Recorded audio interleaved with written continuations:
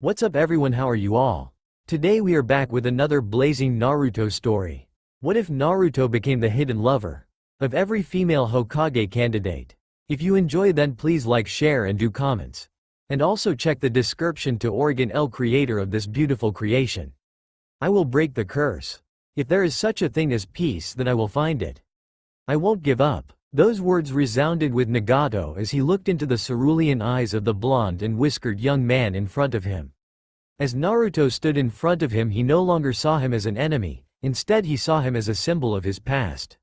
He could not believe the words Naruto boldly declared. Those were the same words he too uttered during his earlier days. But now it came from the mouth of the man who had just defeated him in combat earlier today. He was soon broken out of his thoughts once Naruto spoke again. Believe in me. I will become the Hokage, and I will make sure that there will be peace in your home Omegakure as well. The room was silent. Nagato and Konan couldn't help but be reminded of Yahiko when they saw the young man in front of him. But for Nagato, not only was he reminded of his deceased friend, but he was also reminded of the man he used to be. We studied under the same master. I told you before that we should therefore be able to understand one another. I must admit you're an odd kid and you even remind me of myself when I was younger. I was just joking then, but you chose a different path. In you I can see a different future. I will believe in you, Naruto Uzumaki, he confessed calmly as both Naruto and Konan looked at the Rinnegan wielder with equally surprised looks. Nagato then began to form hand seals. Konan's eyes widened as she saw the technique her old friend had planned on using. Nagato, that's enough. Please don't do this, she pleaded. Nagato's expression softened as he saw Konan's desperation. He knew this was to be expected. They were the remaining members of the AIM orphans ever since Yahiko died. He knew the technique he planned on doing would kill him, thus leaving Konan as the sole surviving member of the three. Konan, I'm sorry, but this is something I must do. I've made a lot of mistakes in my life and this is my way of repenting for my crimes. He confessed, but that did nothing to make Konan feel any better. Instead, tears began to well up in her eyes as she knew there was no changing his mind. In the back, Naruto looked on, confused at the argument the two old friends had. What is this technique? He asked.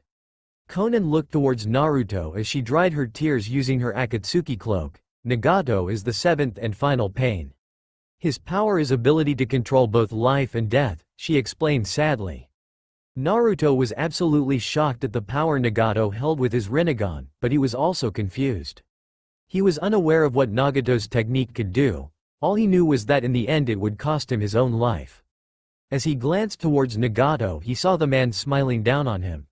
I knew I was going to die one day, but quite frankly I never thought it would be like this. Before I die, Naruto, I will give you one final piece of advice. Naruto looked at Nagato as he listened towards the advice of a dying man. Naruto, with my attack in the village, I have no doubt in my mind that Danzo may use this as an opportunity to take power in Konoha. The man is power-hungry and opportunistic. You must stop him at all costs from becoming Hokage, or else there will be dire consequences, he informed Naruto as the young man nodded. Nagato smiled. He was assured that his fellow student will heed his advice. Naruto, I know you will do what neither I nor Yahiko or Jiraiya-sensei could not. I have full belief that you will be the one to bring peace to the shinobi world as the true child of prophecy. Naruto couldn't help but smile at the words of Nagato. He nodded at the man to assure him that he will finish what he, Yahiko and Jiraiya started. He will complete their goal and their dream to bring forth an era of peace to the shinobi world. With that final piece of assurance, Nagato began to perform the hand seals required for his technique. Gedo, Rinne Tensai no Jutsu, he yelled. Once Nagato begun the technique, he was quickly losing his life force. He was growing more and more pale each second and he was continually losing weight also. Naruto watched in shock at how the jutsu was affecting Nagato. Then from his pocket emerged the main slug summon Katsuyu. The villagers are all being revived, she informed Naruto in shock. Naruto was surprised at the news. He looked at Nagato and was amazed by the man's actions. He now held a new sense of respect for the man, but he also watched as he sacrificed his own life force to bring back the ones of those he killed. Konan looked on to her friend sadly. Once the technique was done, she ran over to Nagato's side. She checked his vitals. He was alive but barely. She was aware that at this point he only had a minute at most before he departed for the afterlife. Nagato looked up towards Conan's teary face as his head was placed gently on top of her lap. He smiled at the lavender-haired woman. Nagato then began to cough blood as he sensed that his time was close at hand, but before he died he wished to talk to Conan one final time. Conan, I can now die without any regrets. I know peace will come, but this time by the hands of Naruto. I guess my role in all this is over. I'll make sure to tell Yahiko that you said hi, maybe now I could keep him company. We'll be waiting for your arrival, but we'd prefer it if you would take your time, he said before finally closing his eyes. Conan held Nagato close to her. She released all of her pent-up emotions ever since the death of Yahiko. In this one moment she felt a mixture of anger, guilt, sadness and even happiness. Despite her being the final surviving member of the AIM orphans, one look at Nagato's face she could see that he died with a smile on his face. A smile that showed her that he was finally happy. Her conflicted friend was finally at peace with himself and the world. Naruto walked over and placed an arm around the older woman in order to comfort her as they both grieved for their losses.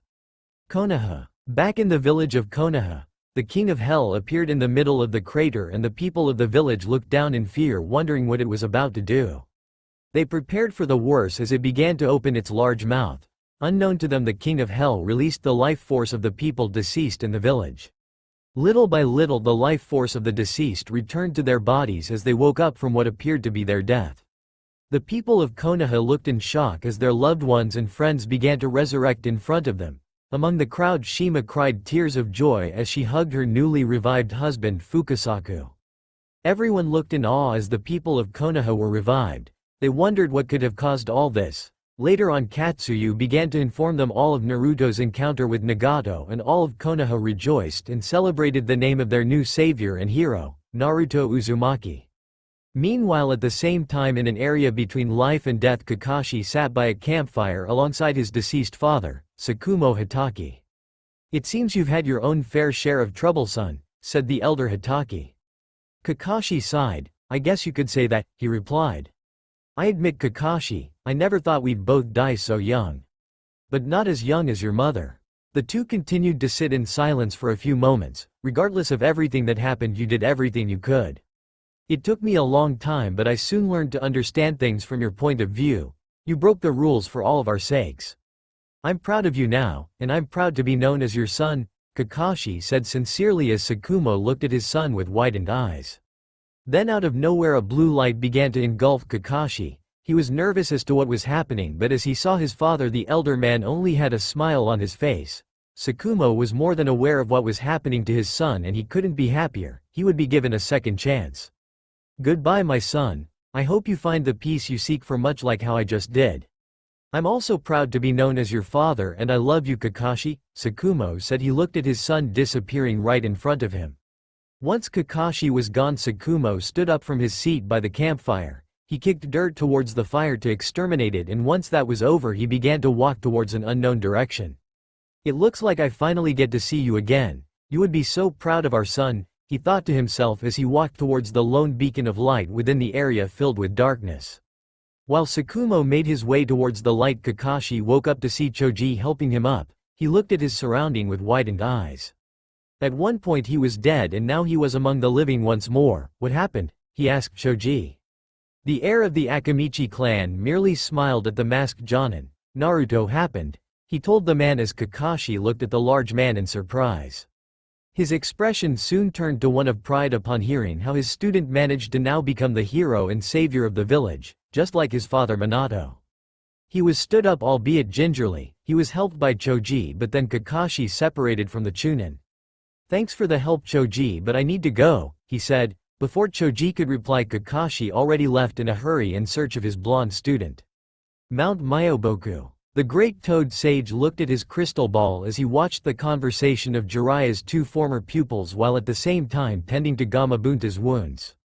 As it was foretold, he muttered with amazement. "What's going on?" Gamabunta asked. "It's over, Gamabunta. Naruto succeeded," he answered with a smile on his face. Gamabunta looked over at the elder toad in surprise. He then smiled at the news of Naruto's success. "First it was Jiraiya and then Minato.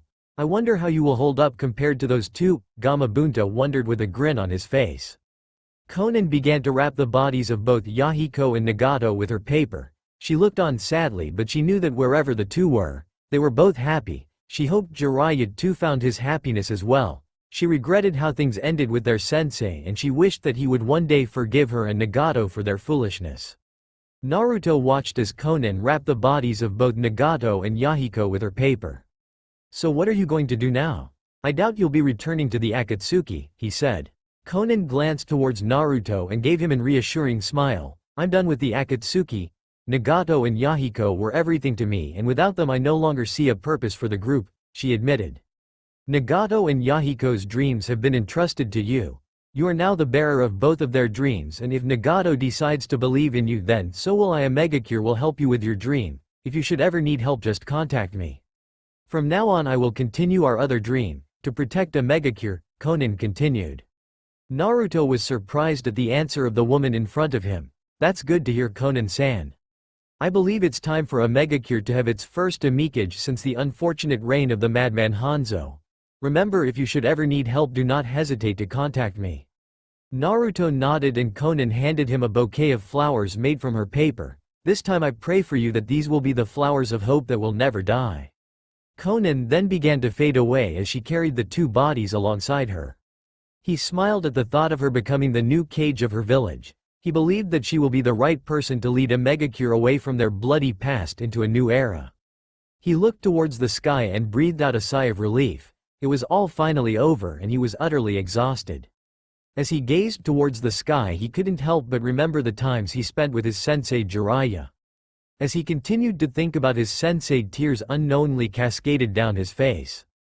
He remembered both his regrets and fondest memories with Jiraiya. "Arigato, Jiraiya sensei," he silently told himself as he continued to stare up at the sky. He decided it was time for him to show his sensei the respect he deserved, and although he was a super pervert, Jiraiya was still one of the greatest men Naruto had the pleasure of meeting. This was one of Naruto's greatest regrets when it came to his deceased master. He never managed to show how much he truly respected Jiraiya as a man and as a shinobi. He would never again call Jiraiya by the moniker of Ero Sennin. Now he decided it was time for him to be referred by the title he truly deserved as Jiraiya Sensei. He realized that he appeared to be bratty when it came to Jiraiya and even both Tsunade and the Sandaime Hokage. He decided it was time to change that part of his attitude. Naruto never truly knew what he had until it was gone. He decides never to make that same mistake again. After a few more minutes of silent mourning, Naruto decided it was time to return home. He quickly stood up with his wobbly legs. The fight and conversation he had with Nagato truly left him in an exhausted state. But he pushed through as he ran across the forests around the Land of Fire to return to his village. Naruto continued to walk towards the dense forest outside of Konoha. Due to his stress, he accidentally stumbled, but before he could fall flat on his face, he felt someone catch him. As he opened his eyes, he realized it was none other than his sensei Kakashi. He smiled to know that Nagato truly did revive the people of Konoha. He had just lost Jiraiya and he could not handle losing his other sensei.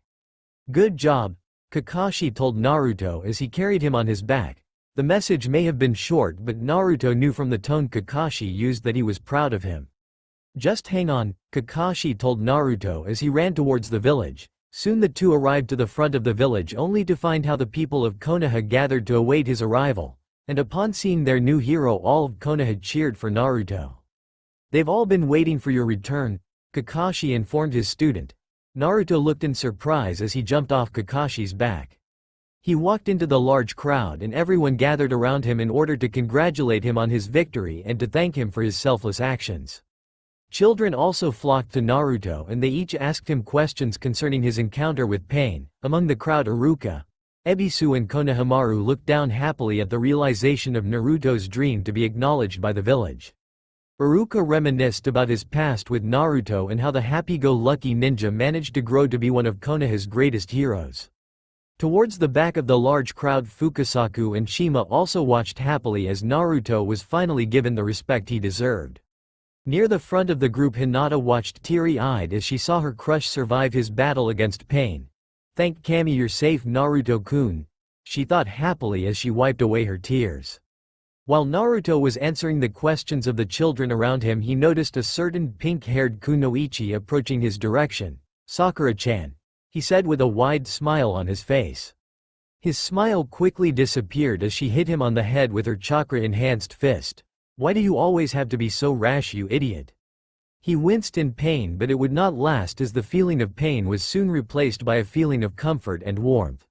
He could barely utter a word when he realized that she was hugging him. He returned the gesture and they basked in each other's warmth. The crowd watched at the display of affection shown by both Naruto and Sakura. Everyone smiled at the hug. Nearly everyone was aware about the friendship and connection the two ninjas had with one another. Thank you, Sakura whispered in Naruto's ear. Naruto smiled but also felt a pain in his heart.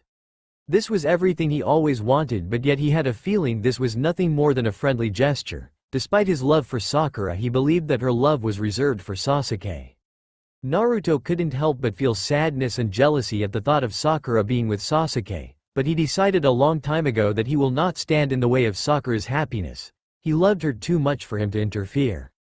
I'm probably just overthinking this hug. She probably still loves the Teme, Naruto thought bitterly. Naruto, as much as he loved Sakura, however, will not get in her way between her happiness. If her happiness was with Sasuke, then he will bear a heavy heart but accept it. He had no choice in the matter. He was too selfless for his own good. Soon the two separated and both had blushed adorning their faces. Naruto smiled as he saw Sakura's flustered state. He only wished that maybe one day she could reciprocate the feelings he had for her. Naruto then shook his head from the depressing thoughts. He decided there was no need for such sadness. He smiled once more at the people and they all decided to celebrate the fact that Konoha survives once again. Even with the most unfortunate circumstances, the village and its community always seems to stand stronger than ever. As the people of Konoha celebrated, they didn't notice a spy within their midst. Up in the trees overlooking the village, a man who resembled a Venus flytrap looked down in shock at the events which played out before him.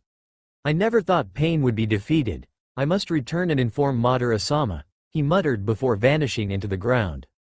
During the celebrations of Konoha, Naruto looked on confused. He was accompanied by both Sakura and Kakashi during this event. Sakura-chan, where's Tsunade? He asked the pink-haired Kunoichi. Both Sakura and Kakashi were surprised to hear that Naruto didn't call her Ba-chan. Sakura then looked towards Naruto with a frown on her face. Naruto, she's in her own personal tent. She's in a coma. She used Katsuyu to protect the whole village, and she hasn't woken up ever since. I don't know when she will be back on her feet again. Naruto looked at her with a devastated expression. Please, Sakura-chan, take me to her, he asked. Sakura nodded and led Naruto and Kakashi to the tent Tsunade was held at. Upon entering, they noticed Tsunade caring after the last remaining Sannin. Shizune was surprised to see the three visitors. Could everyone please give me a second with Tsunade? Naruto asked seriously. The three nodded and respected Naruto's demand. Naruto walked over to the bed where Tsunade laid. He managed to get a closer look at the woman and he gasped at what he saw. The Tsunade he saw appeared weak, fragile and wrinkled. This was a far cry from the strong, beautiful woman he knew. He was saddened to see the state she was in. He held one of her hands and prayed to Kami that she pull through this. I already lost Jiraiya-sensei, I can't lose you too. Please keep fighting, he told her, but as he saw the state Tsunade was in, he suddenly remembered Nagato's words of advice to him. This could prove to be an opportunity for Danzo to take over as the next Hokage. He clenched his fist and realized the dirty and underhanded tactics Danzo could use.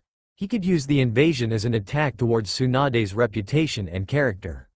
He would not allow this, and he would not allow Danzo to become Hokage. He glanced towards Tsunade once more and leaned over to kiss her forehead. Tsunade, by the time you wake up there will be a new Hokage, and there is no way in hell it's going to be that Danzo Teme, Naruto assured her with a confident tone on his voice. War Council Room. A few days pass, and at this point in time within the Hokage monument was a secret conference room in which a meeting was taking place, a meeting that would determine the future of the village and its people. Inside the room was a moderately large conference table. At the head of it sat the daimyo of the Land of Fire, and on the right side of the daimyo sat the highest-ranking members of Konoha's ninja society. First were the three elders of Konoha. The three were none other than Homura Mitokado, Kaharu Utatane and Danzo Shimura. Further along were the Anbu commander known as Bear, and the Jonin commander Shikaku Nara. On their opposite side sat the 5 advisors of the daimyo. There was a tense and uncomfortable silence within the council room until Homura broke the silence. Daimyo-sama, we still plan on continuing our efforts to work with the other countries to deal with the terrorist threat known as Akatsuki. Then one of the daimyo's financial advisors then said, with the recent events concerning the village, Land of Fire will do anything within our capabilities to help rebuild Konoha. But before then we need to set up a budget and consider the strain on the other countries. Danzo was not at all impressed with the current topic at hand. Sensing his opportunity, he interjected and declared, this is currently the least of our concerns. What we need now is leadership, and with Tsunade's coma we are lacking in that department. I say we need a new Hokage. So Danzo, it has come to this, Shikaku thought as he eyed the old war hawk. He expected tactics such as this from the man, and he was not the least bit surprised considering the fact that Danzo has been trying unsuccessfully for years to make himself the Hokage of Konoha. The room was now dead silent. The thought of electing a new Hokage was rather unimaginable at this point. Couldn't we simply wait for Tsunade-sama to awaken from her coma? Asked the daimyo. Unfortunately, my lord, Danzo is right. Without a Hokage we are unable to make decisions concerning the village. Besides, Tsunade-sama is also held accountable to the destruction of our village, answered Kaharu with a straight face. The daimyo nodded his head in understanding. He placed his right hand across his chin and adopted a thinking pose as he stated, I would personally love to have Jiraiya as the Rokudaime Hokage, but as we know he had just unfortunately passed away a month ago. Danzo then saw another opportunity to appoint himself in power, but with Shikaku being as aware and attentive as he was, noticed the gleam in Danzo's lone visible eye, and before Danzo could nominate himself, Shikaku decided to intervene. I nominate Kakashi Hatake, he said. The daimyo smiled and was impressed with this nomination. The name Kakashi Hatake was one that was known far and wide, as the man was renowned for being a once-in-a-generation talent, the likes of Orochimaru and Itachi Uchiha. Oh-ho, the son of the White Fang, Why not? What do you all think? Asked the daimyo. Murmurs and whispers then erupted among the council room as they thoroughly discussed the candidacy of the legendary copy nin for the Hokage position. He is well-known, powerful, and respected, that's all true, but he is also very young, mentioned one of the advisors. Shikaku was not at all affected. The Yondaime was even younger, he answered. Another advisor then spoke and asked another question. Who was his teacher? Shikaku smirked. Everything was falling into place and working against Danzo, the Yondaime Hokage, he answered, causing the advisors to further adopt a more impressed opinion on the young gray-haired Jonin. Among the visitors, none were more impressed than the daimyo himself, Kakashi Hatake, a student of the Yondaime who in turn was a student of Jiraiya, while Jiraiya was a student of the Sandaime. What a fine lineage. What an excellent choice, he declared with an excited smile on his face. Upon hearing those words, Danzo snapped and banged his hand on the table. The Sandaime and his teachings are the reason Konoha is in the state it is today, he boldly declared. The room was now dead silent once more. All eyes were now directed towards Danzo himself for his shocking statement. As he noticed their attention all being directed to him, he cleared his throat and confidently eyed each and every member of the council.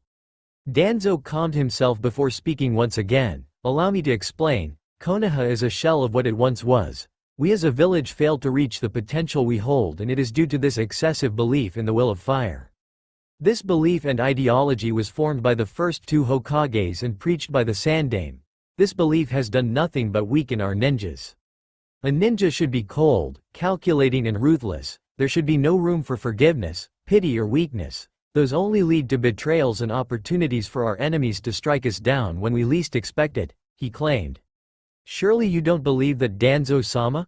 Pleadingly asked one of the advisors as Danzo turned his attention to the man. He shook his head in disappointment. The ninja world is simple, kill or be killed. I assure all of you that if given the chance, Kumo, Iwa and Kiri would jump at the opportunity to rid themselves of us. Even Suna and Otogakure could attack us at any moment. Suna has betrayed us before, and there is nothing stopping them from doing so once more. While for Otogakure they were ruled by Orochimaru, he has banded with Suna to attack us before causing the death of the Sandaime. We live in a cruel world, everyone, and as a man who has taken part in and survived countless wars, I assure you this is the true life of a ninja. He continued as they stared at him with a mixture of fear, awe and with some even feeling disdain for the man. Danzo is a paranoid madman, thought Shikaku as he gritted his teeth in annoyance concerning the man's speech and views. What we need is a strong, calculating and daring Hokage, and I assure each of you that I am that man. I will be the man that will make Konoha great once more. For too long we have been downgraded towards being the laughing stock of the five nations. We were nearly defeated by Orochimaru and his forces while also being single-handedly destroyed by Pain. Interestingly enough, it is well known that Orochimaru was a former student of the Sandaime, but I also have knowledge that Pain was a former student of none other than the deceased Jiraiya, claimed Danzo as the eyes in the council room widened upon hearing that revelation. Soon there were murmurs and whispers once more, this time concerning Danzo's points. They were now appearing to be more and more relevant with their current situation. As Danzo saw this, he released a small smirk. Everything was going according to plan, and all he needed now was the icing on the cake. My fellow councilmen, I promise to make Konoha a name to be feared once more. No longer will we be ridiculed and disrespected. The time for that is over. The rise of Konoha is close at hand once more, and I plan to lead that revolution. With that in mind, I nominate myself for. Before Danzo could finish his statement, the doors of the room were barged open as a figure suddenly yelled, "Stop! This man must not be named Hokage," while pointing a finger to Danzo in an accusing manner. The attention of the council members suddenly shifted from Danzo to the doors. As they glanced towards that direction, the daimyo and the advisors were confused as to who the intruder was. Meanwhile, the ninjas of Konoha quickly recognized him as the village's hero, Naruto Uzumaki. Upon seeing another intrusion, but this being in the form of the village hero, Danzo gritted his teeth and attempted to calm his increasing anger. Meanwhile, Homura quickly rose from his seat. "How did you find this place? This is off limits. Leave now or you could be punished severely," he angrily declared. Naruto didn't flinch nor back down despite the volume of his voice. "I managed to find this area due to my senjutsu's sensory abilities, Homura-san. Once I saw the daimyo arrive in the front gates of Konoha, I had a feeling that Danzo would pull something like this," did he answer calmly. The daimyo was intrigued and curious about this new character. "Excuse me, young man, but who might you be?" he asked. The daimyo was intrigued and curious about this new character. "Excuse me, young man, but who might you be?" he asked. Naruto looked the daimyo in the eye and bowed slightly. "My name is Naruto Uzumaki, daimyo-sama," he said. The daimyo's initial interest in the intruder significantly increased as he was now identified as the so-called hero of Konoha. Upon his arrival in Konoha, he has heard of his exploits, and quite frankly he was surprised to see someone so young manage to accomplish the feats he has done. "I apologize for my initial intrusion, daimyo-sama, but I am here for one simple reason. Danzo Shimura must not be Hokage," said Naruto as the daimyo raised a single eyebrow due to confusion. "Oh, and who should be the Hokage, Uzumaki-san?" Naruto cleared his throat and stood up confidently for what he was about to say next. "With all due respect, daimyo-sama, I, Naruto Uzumaki, nominate myself for the position of Rokudaime Hokage." This statement further added to the surprise of all the council members present. Naruto noticed the looks he was being given. They bordered mostly towards confusion, disbelief and reluctance. He could see it in their eyes. They didn't think he was worthy of the job, at least not yet. "I implore you, daimyo-sama, do not be tricked by Danzo. The man is not worthy of the position of Hokage. He will sully the names and legacies of those who paved the way for him and future generations. I would rather die than see this man be chosen as Hokage," Naruto exclaimed bravely. The daimyo was curious towards Naruto's views. He was unsure as to why he felt so strongly about all of this. "Why is that exactly, Uzumaki-san? What do you have against Danzo-san?" he asked, demanding for answers. Naruto sighed as he glared at Danzo. His mind was conflicted at the moment. On one hand, he was well aware of Danzo's shady dealings in the past, one of which being with Hanzo, thus leading to the birth of the Akatsuki. But if he did accuse him of those past transgressions without the necessary evidence in front of him, then his own credibility may suffer. He instead decided to attempt to convince the daimyo using other methods. He hoped they work. "Daimyo-sama, Danzo's beliefs contradict everything Konoha and the past Hokages have stood for. The will of fire is no weakness. It is a strength, form of ideology and belief which the Shodai Hokage, Nidaime Hokage, Sandaime Hokage and Yondaime Hokage died for. If we appoint Danzo as Hokage along with his beliefs, it is as if we are spitting on the grave of the past Hokages themselves. Danzo's ideal form of society for Konoha would be a disgrace and a blatant sign of disrespect towards our past heroes. He declared quite proudly as a few council members nodded their head in agreement. Danzo snorted after hearing Naruto's explanation. This is what I mean, Daimyo-sama. This delusional and idealistic belief in the will of fire has led to us being weak and exposed. It has led us to nothing but destruction and humiliation for Konoha. Need I also remind you that Hiruzen spared Orochimaru when he was initially discovered to have been conducting illegal experiments? Had it been me, I would not have had any hesitation to strike down Orochimaru, but due to Hiruzen's compassion we were soon attacked and embarrassed by the snake himself, especially during his joint attack with Suna. It is clear to all of us that I am the Hokage Konoha needs. A Hokage not afraid to instill fear into the hearts of our enemies. If I am chosen, Konoha will not be subjugated by easily avoidable tragedies and mishaps such as the Orochimaru incident. He rebutted passionately. The daimyo raised a hand to silence Danzo. His interest in Naruto was increasing. He glanced towards Naruto once more. Tell me, Naruto, who were your teachers? Asked the fire daimyo with calculating eyes. Kakashi Hatake had been my Jonin sensei, and I was also the apprentice of Jiraiya of the Sannin, Daimyo-sama, answered Naruto as the daimyo and his advisors nodded, clearly impressed with his background. The council members nodded at both arguments for their case to be Hokage. Each had valid points, but at this point in time the advisors were recommending Danzo due to his experience and reputation among the 5 nations, 2 things Naruto seemed to lack. Naruto noticed this quite easily and he glanced towards Danzo only to see the man appear to lift his head triumphantly. With no other choice, Naruto decided to have one final argument against Danzo.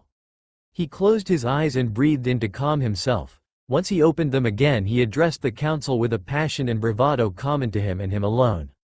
Compassion, understanding and peace are not weaknesses, Daimyo-sama, they are strengths.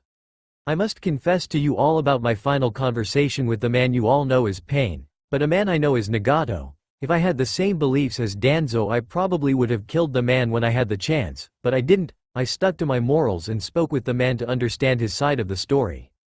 In the end, he told me of his life and his hardships. I could understand why he took the path he did, but I managed to make him trust in me.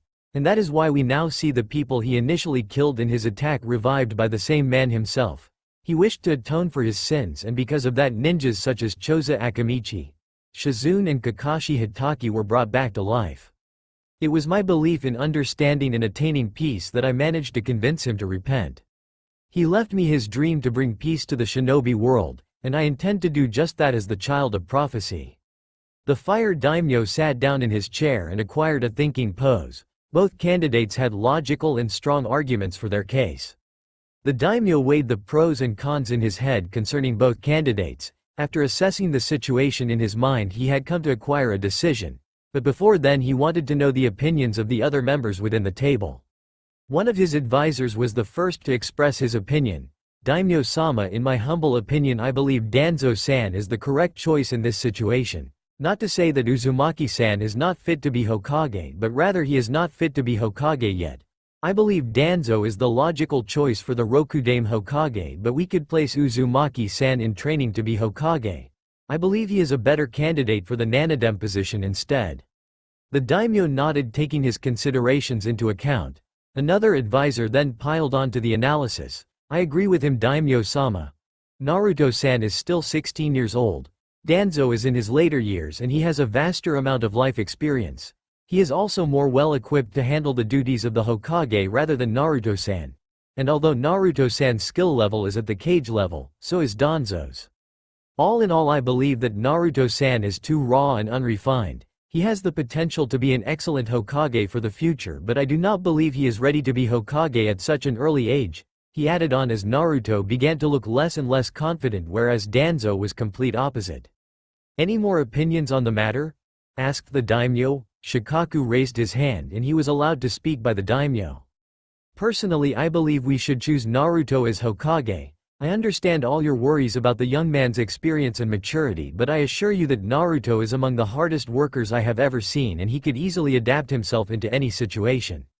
He is a resilient and determined young man, and I fully believe he has what it takes to be a great Hokage," said Shikaku, surprising the council members. They had not expected one of the men with highest IQs in Konoha to side with the young man.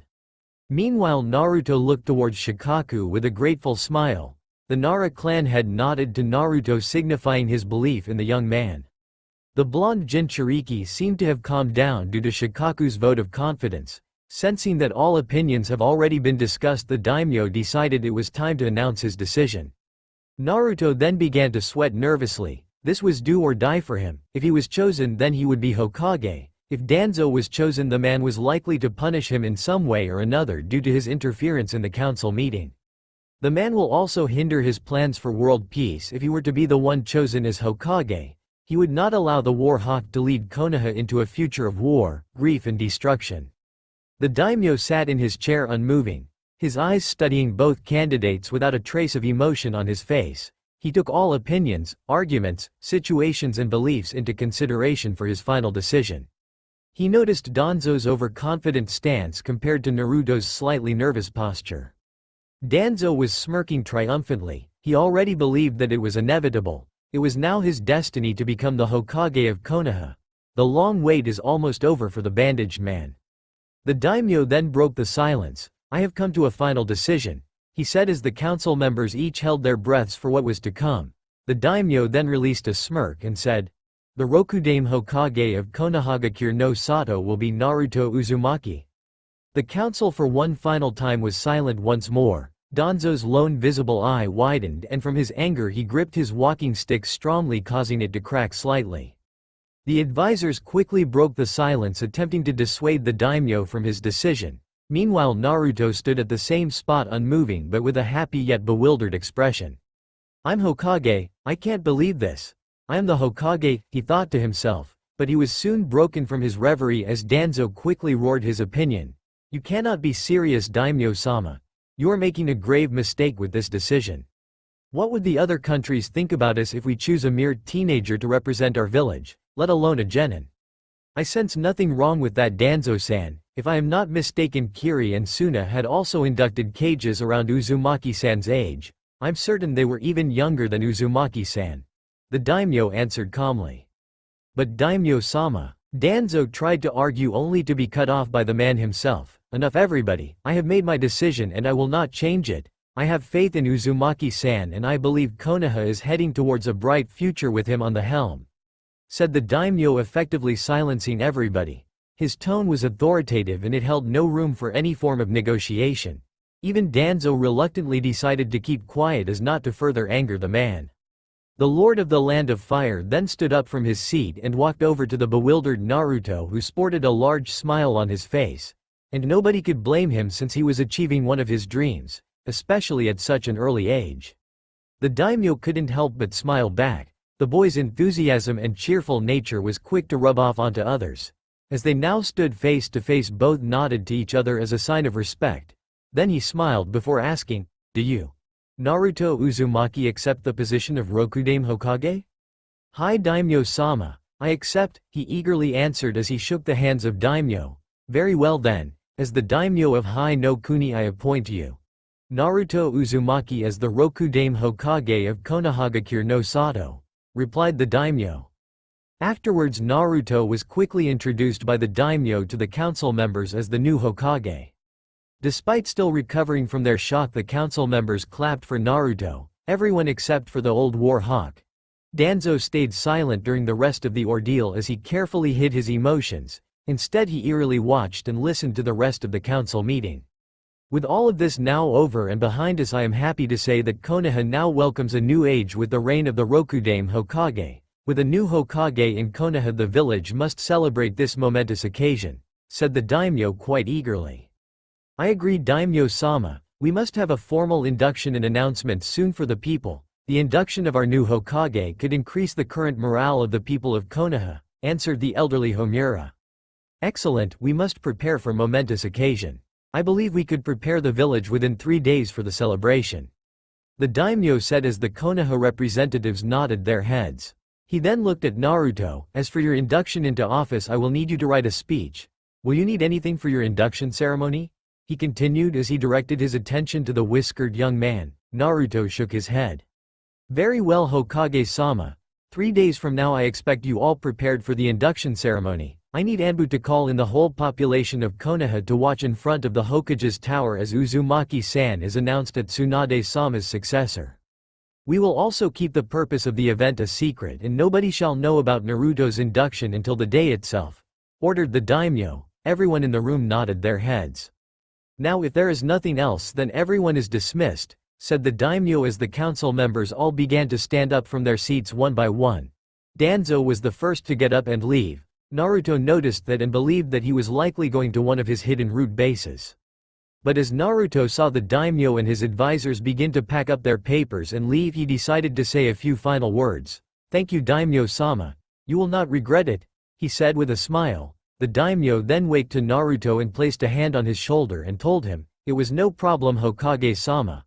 I have placed a lot of trust and faith in you and I am sure you will deliver, he replied before exiting the office as well alongside his advisors. Soon the representatives of Konoha also left.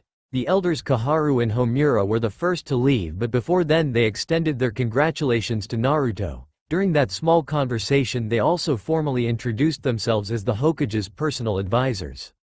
Next was the Anbu commander. The masked man congratulated him for his promotion as well. But before the commander left he ran one thing over the newly inducted Hokage. Hokage-sama, before I leave I must inform you of the customary 4-man Anbu bodyguard squad designated to protect him, he told the young man. Of course, tell me about this bodyguard squad, commander. Naruto ordered as the commander nodded. Hokage-sama, it is required for the Hokage to be guarded at all times and so due to this the Hokage is given 2 certain bodyguard groups, the Hokage Guard Platoon and the 4-man Anbu bodyguard quad. The 4-man Anbu squad dedicated to your protection. They include among the best Anbu has to offer and they will act as your shadow. They are assigned to protect you through the shadows and their area of protection is around Konoha's premises, especially within the tower. They also act as messengers and also bodyguards for the Hokage's family, he explained as Naruto nodded impressed over the security of the Hokage. Tell me more about my own squad, commander. Well, unfortunately with a new Hokage comes a new squad, and with that I must recruit your new team for you. Hopefully I will have them by in a few days, replied the commander stoically. Of course, I look forward to meet my team. Thank you, commander, Naruto replied back as the commander bowed and vanished via a plume of smoke. Now the last remaining people in the council room was Naruto and Shikaku. The Jonin commander also made his way to Naruto with a small smile on his face as he too placed a hand on the young man's broad shoulder. He only had one simple message for his son's friend. Congratulations, kid, Minato would be proud of you. In some ways you remind me of your father, he said before walking out of the room. Naruto stood there bewildered about the knowledge of Shikaku. If he knew, he wondered how many more people knew of his true heritage. Naruto was suddenly broken off from his thoughts once he heard the doors shut. He was now all alone in the office and he was finally given peace and silence.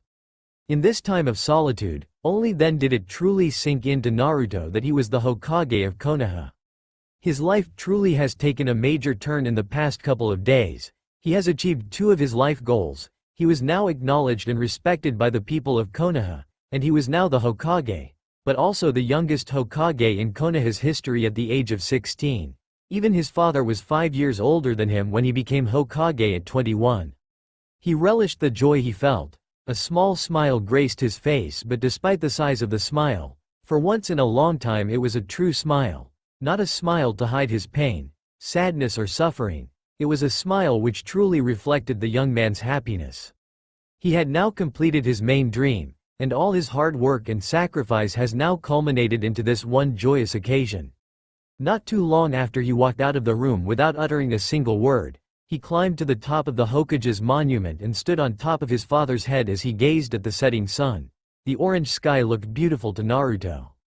Remembering that he had to prepare for his induction ceremony within 3 days, he quickly summoned both Fukasaku and Shima.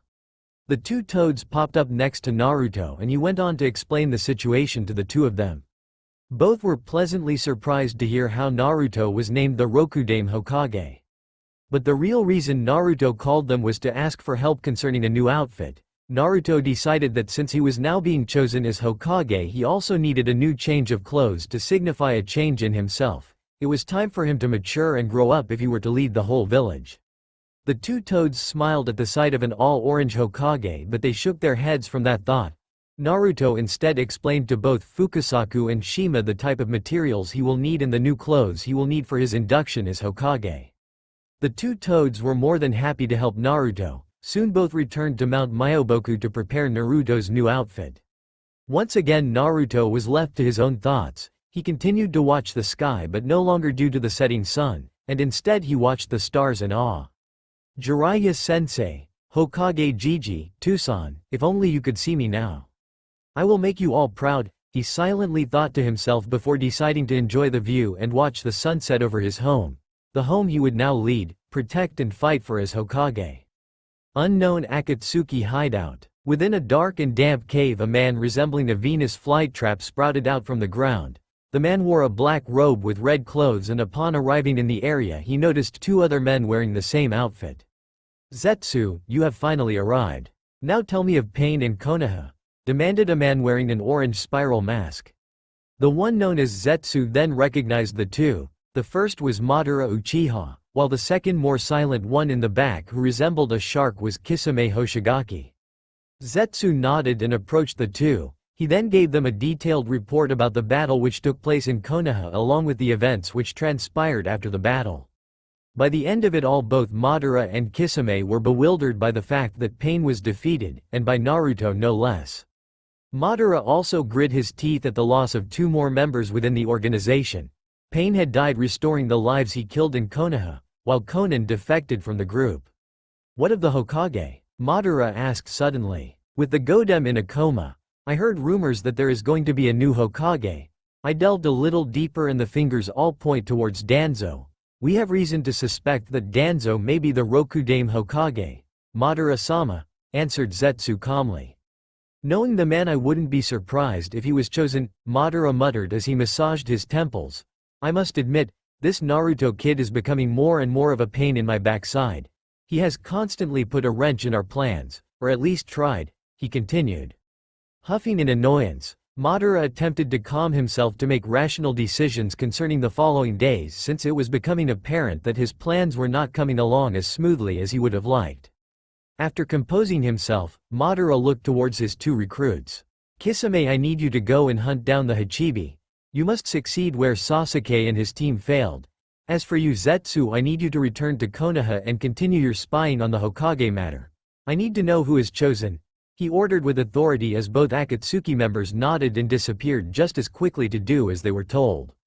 As Madara was the last one remaining inside the secret cave, he decided his next course of actions. The Uchiha sighed as he thought to himself, it appears I need to have a small family reunion. With that in his mind, he too vanished using his time and space ninjutsu to form a portal to transport himself from one place to another. Somewhere in Konoha, Danzo was walking around Konoha's tented areas with a no-nonsense attitude. The man was not in a good mood, and quite frankly it was understandable. He had lost out in his bid for the Hokage position once more. As he looked back at it, he could understand losing to the likes of the Sandaime. The man was his friend and a student of the Shodai and Nidaime Hokage. Hiruzen was also known far and wide as the god of shinobi. Him being chosen as Hokage was understandable. Although it pained Danzo, he could see why the man was chosen instead of him.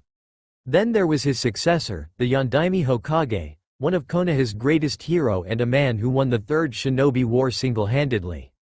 He was a genius and a prodigy for his time, and once more Danzo could see why the man was chosen over him as Hokage. He did not like it, but there was no shame losing to a man such as the Yondaime. Next was the Godem Hokage, the princess of Konoha and a third of the legendary Sannin. As the granddaughter of the Shodai and a student of the Sandaime, she was born into what could be considered as Konoha royalty. She soon stepped out of the shadows of her ancestors and mentors to become the greatest medical ninja of all time. Once again Danzo did not appreciate losing the position of Hokage, but at least he lost it to a ninja of her repute. But now this time it was unacceptable. He lost to a mere child, not even an adult. The young man had only just started making a name for himself, and he was now chosen as Hokage over him. The Uzumaki lacked experience and knowledge on how to run Konoha as the Hokage. He clenched his fist harder as he continued to recall the events a few days ago. This time he felt shame in his loss. This was an embarrassment for him to be defeated by a mere child. Danzo soon realized that he was closing in towards his intended destination.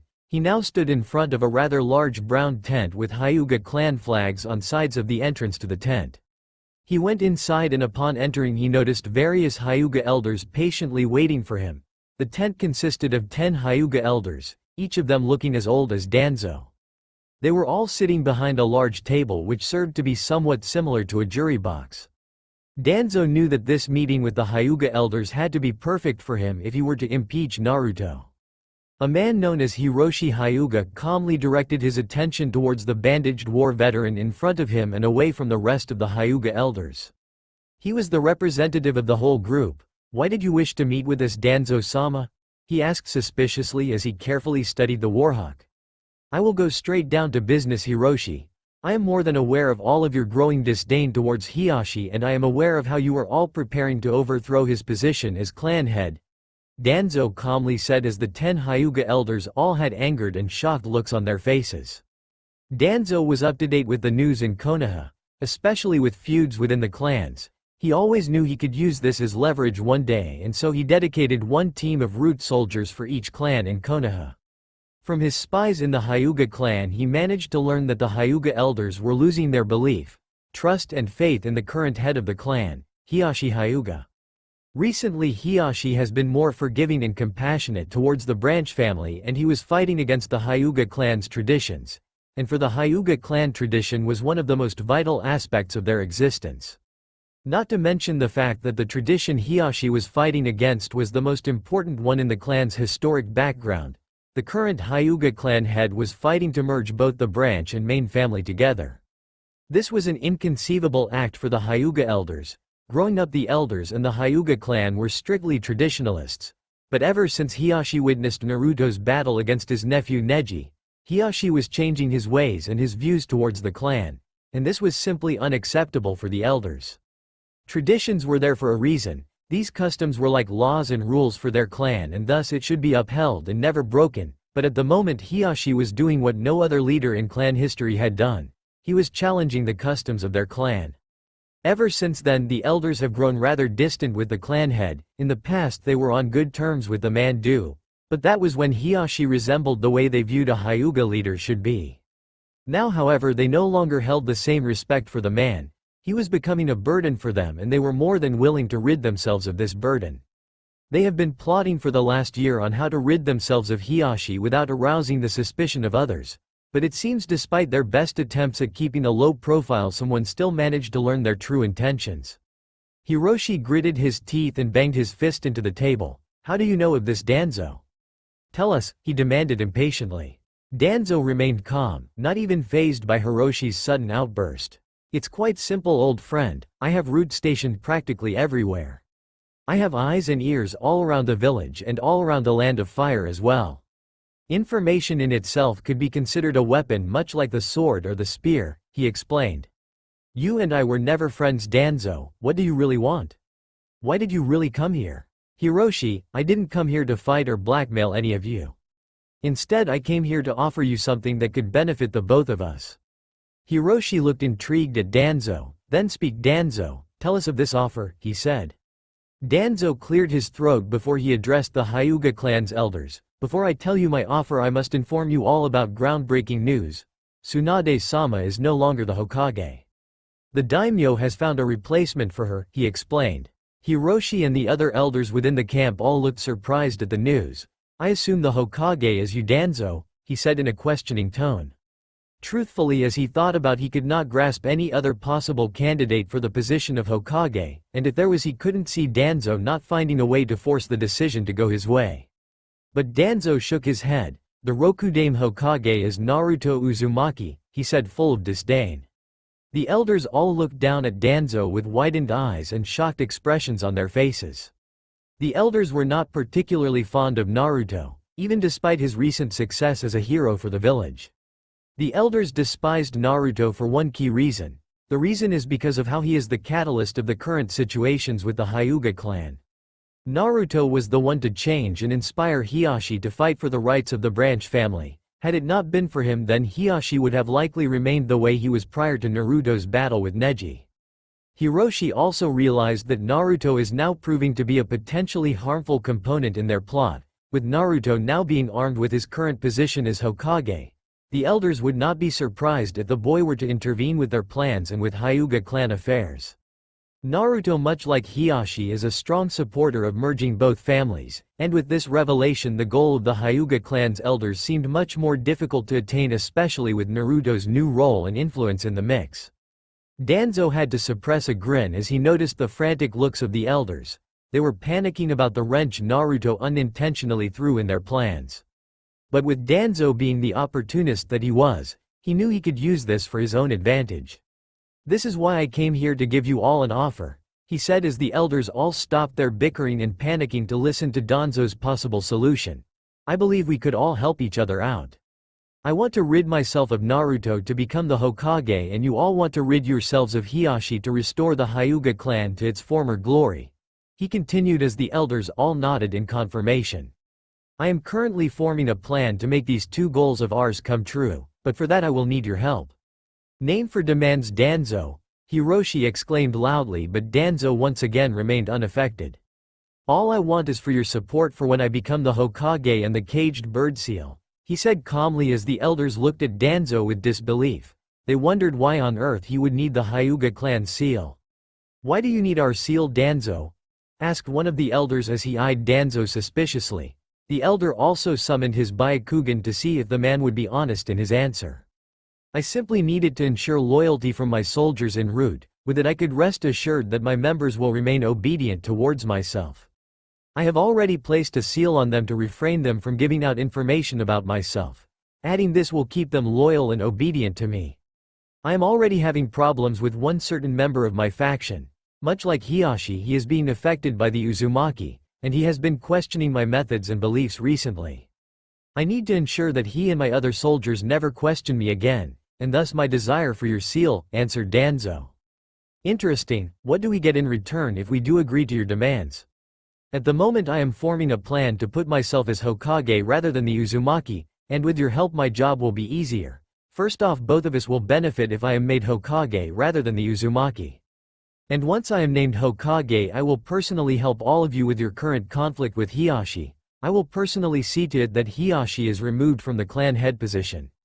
The elders all nodded in understanding, then they gathered around one another to discuss the pros and cons of Danzo's offer. After 15 minutes to arguing they managed to form a decision. Hiroshi walked up to Danzo and offered him to shake his hand. Danzo agreed and the two grinned maliciously at their new partnership. "We expect results, Danzo-sama. When the time comes when you need us to place the seals on your soldiers you know where to find us."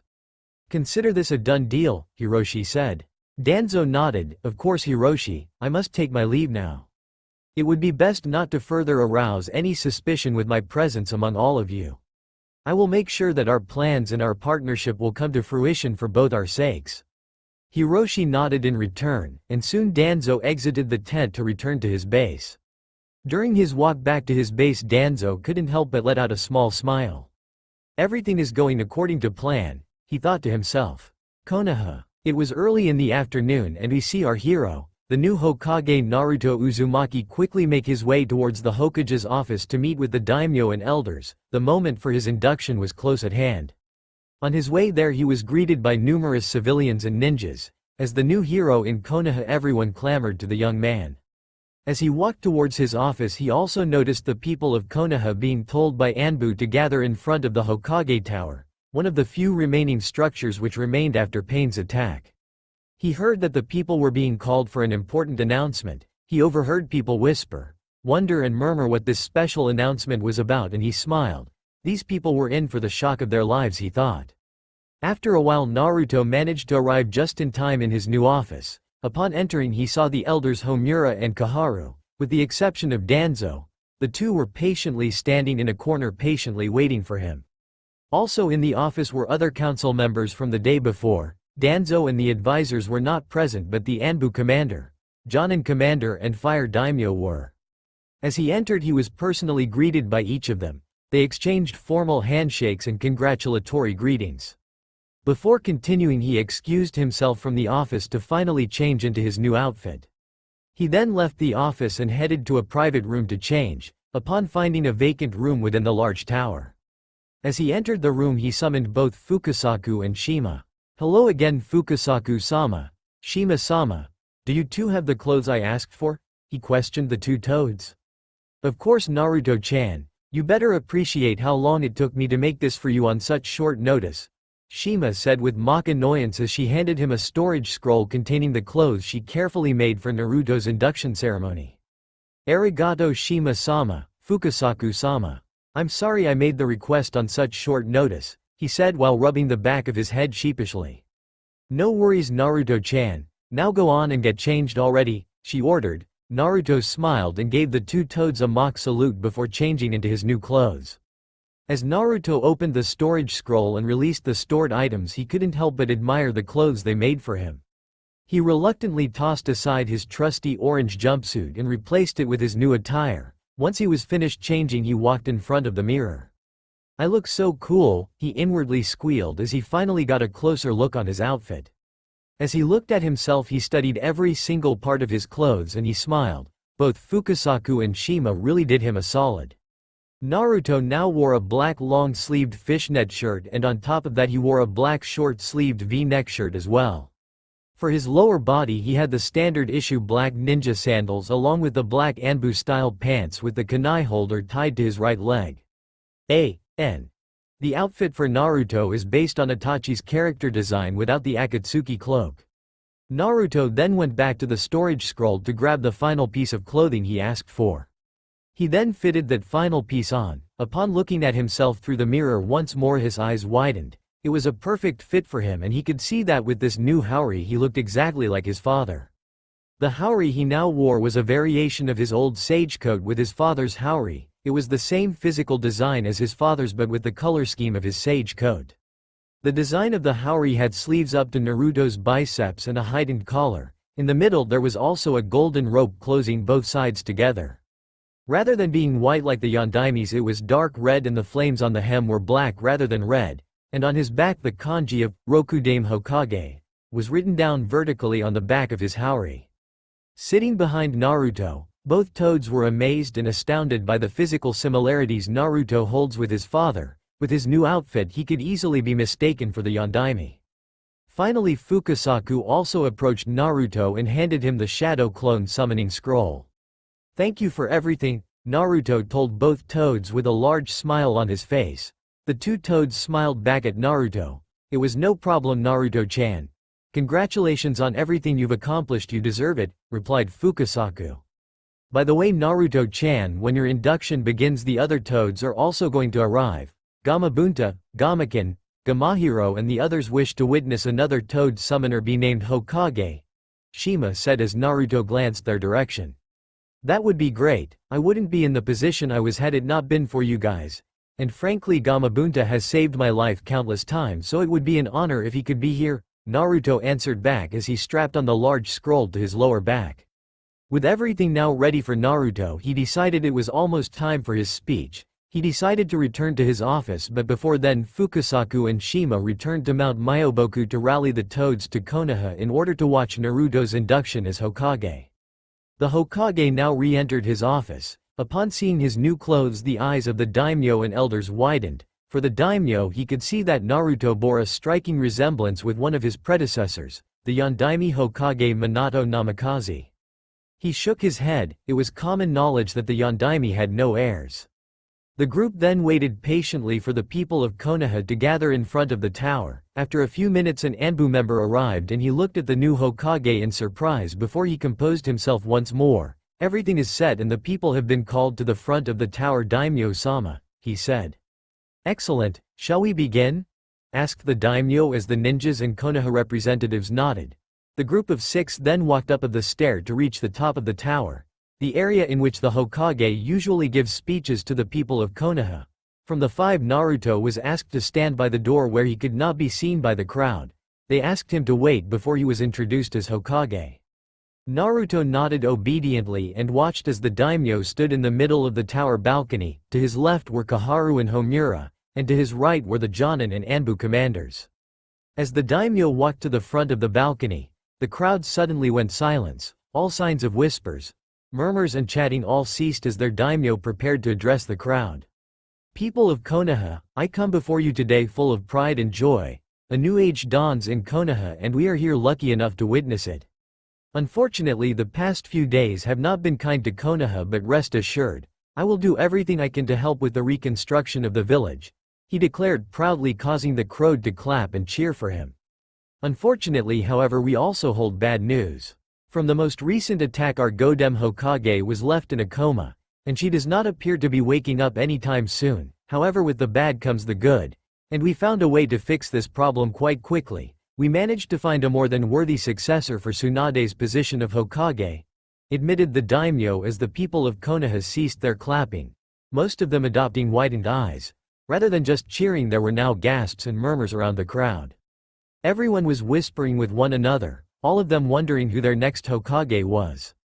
As the daimyo saw this, he smiled. He absolutely loved the suspense of the induction, and before he decided to name the Hokage, he shushed everyone in order for all of them to divert their attention towards himself. The candidate we chose is a noble man who has proven himself to be more than worthy of the position.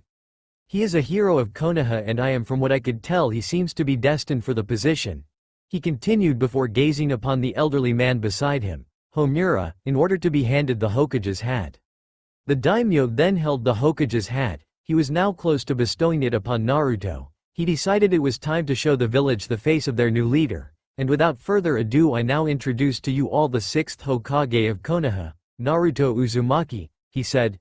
The villagers were silent upon hearing this declaration. Their hero was now also their leader. Gasps could be heard all around the area and most people were dead still. Naruto presumed that was his cue. He made his way towards the daimyo as he was handed the hat.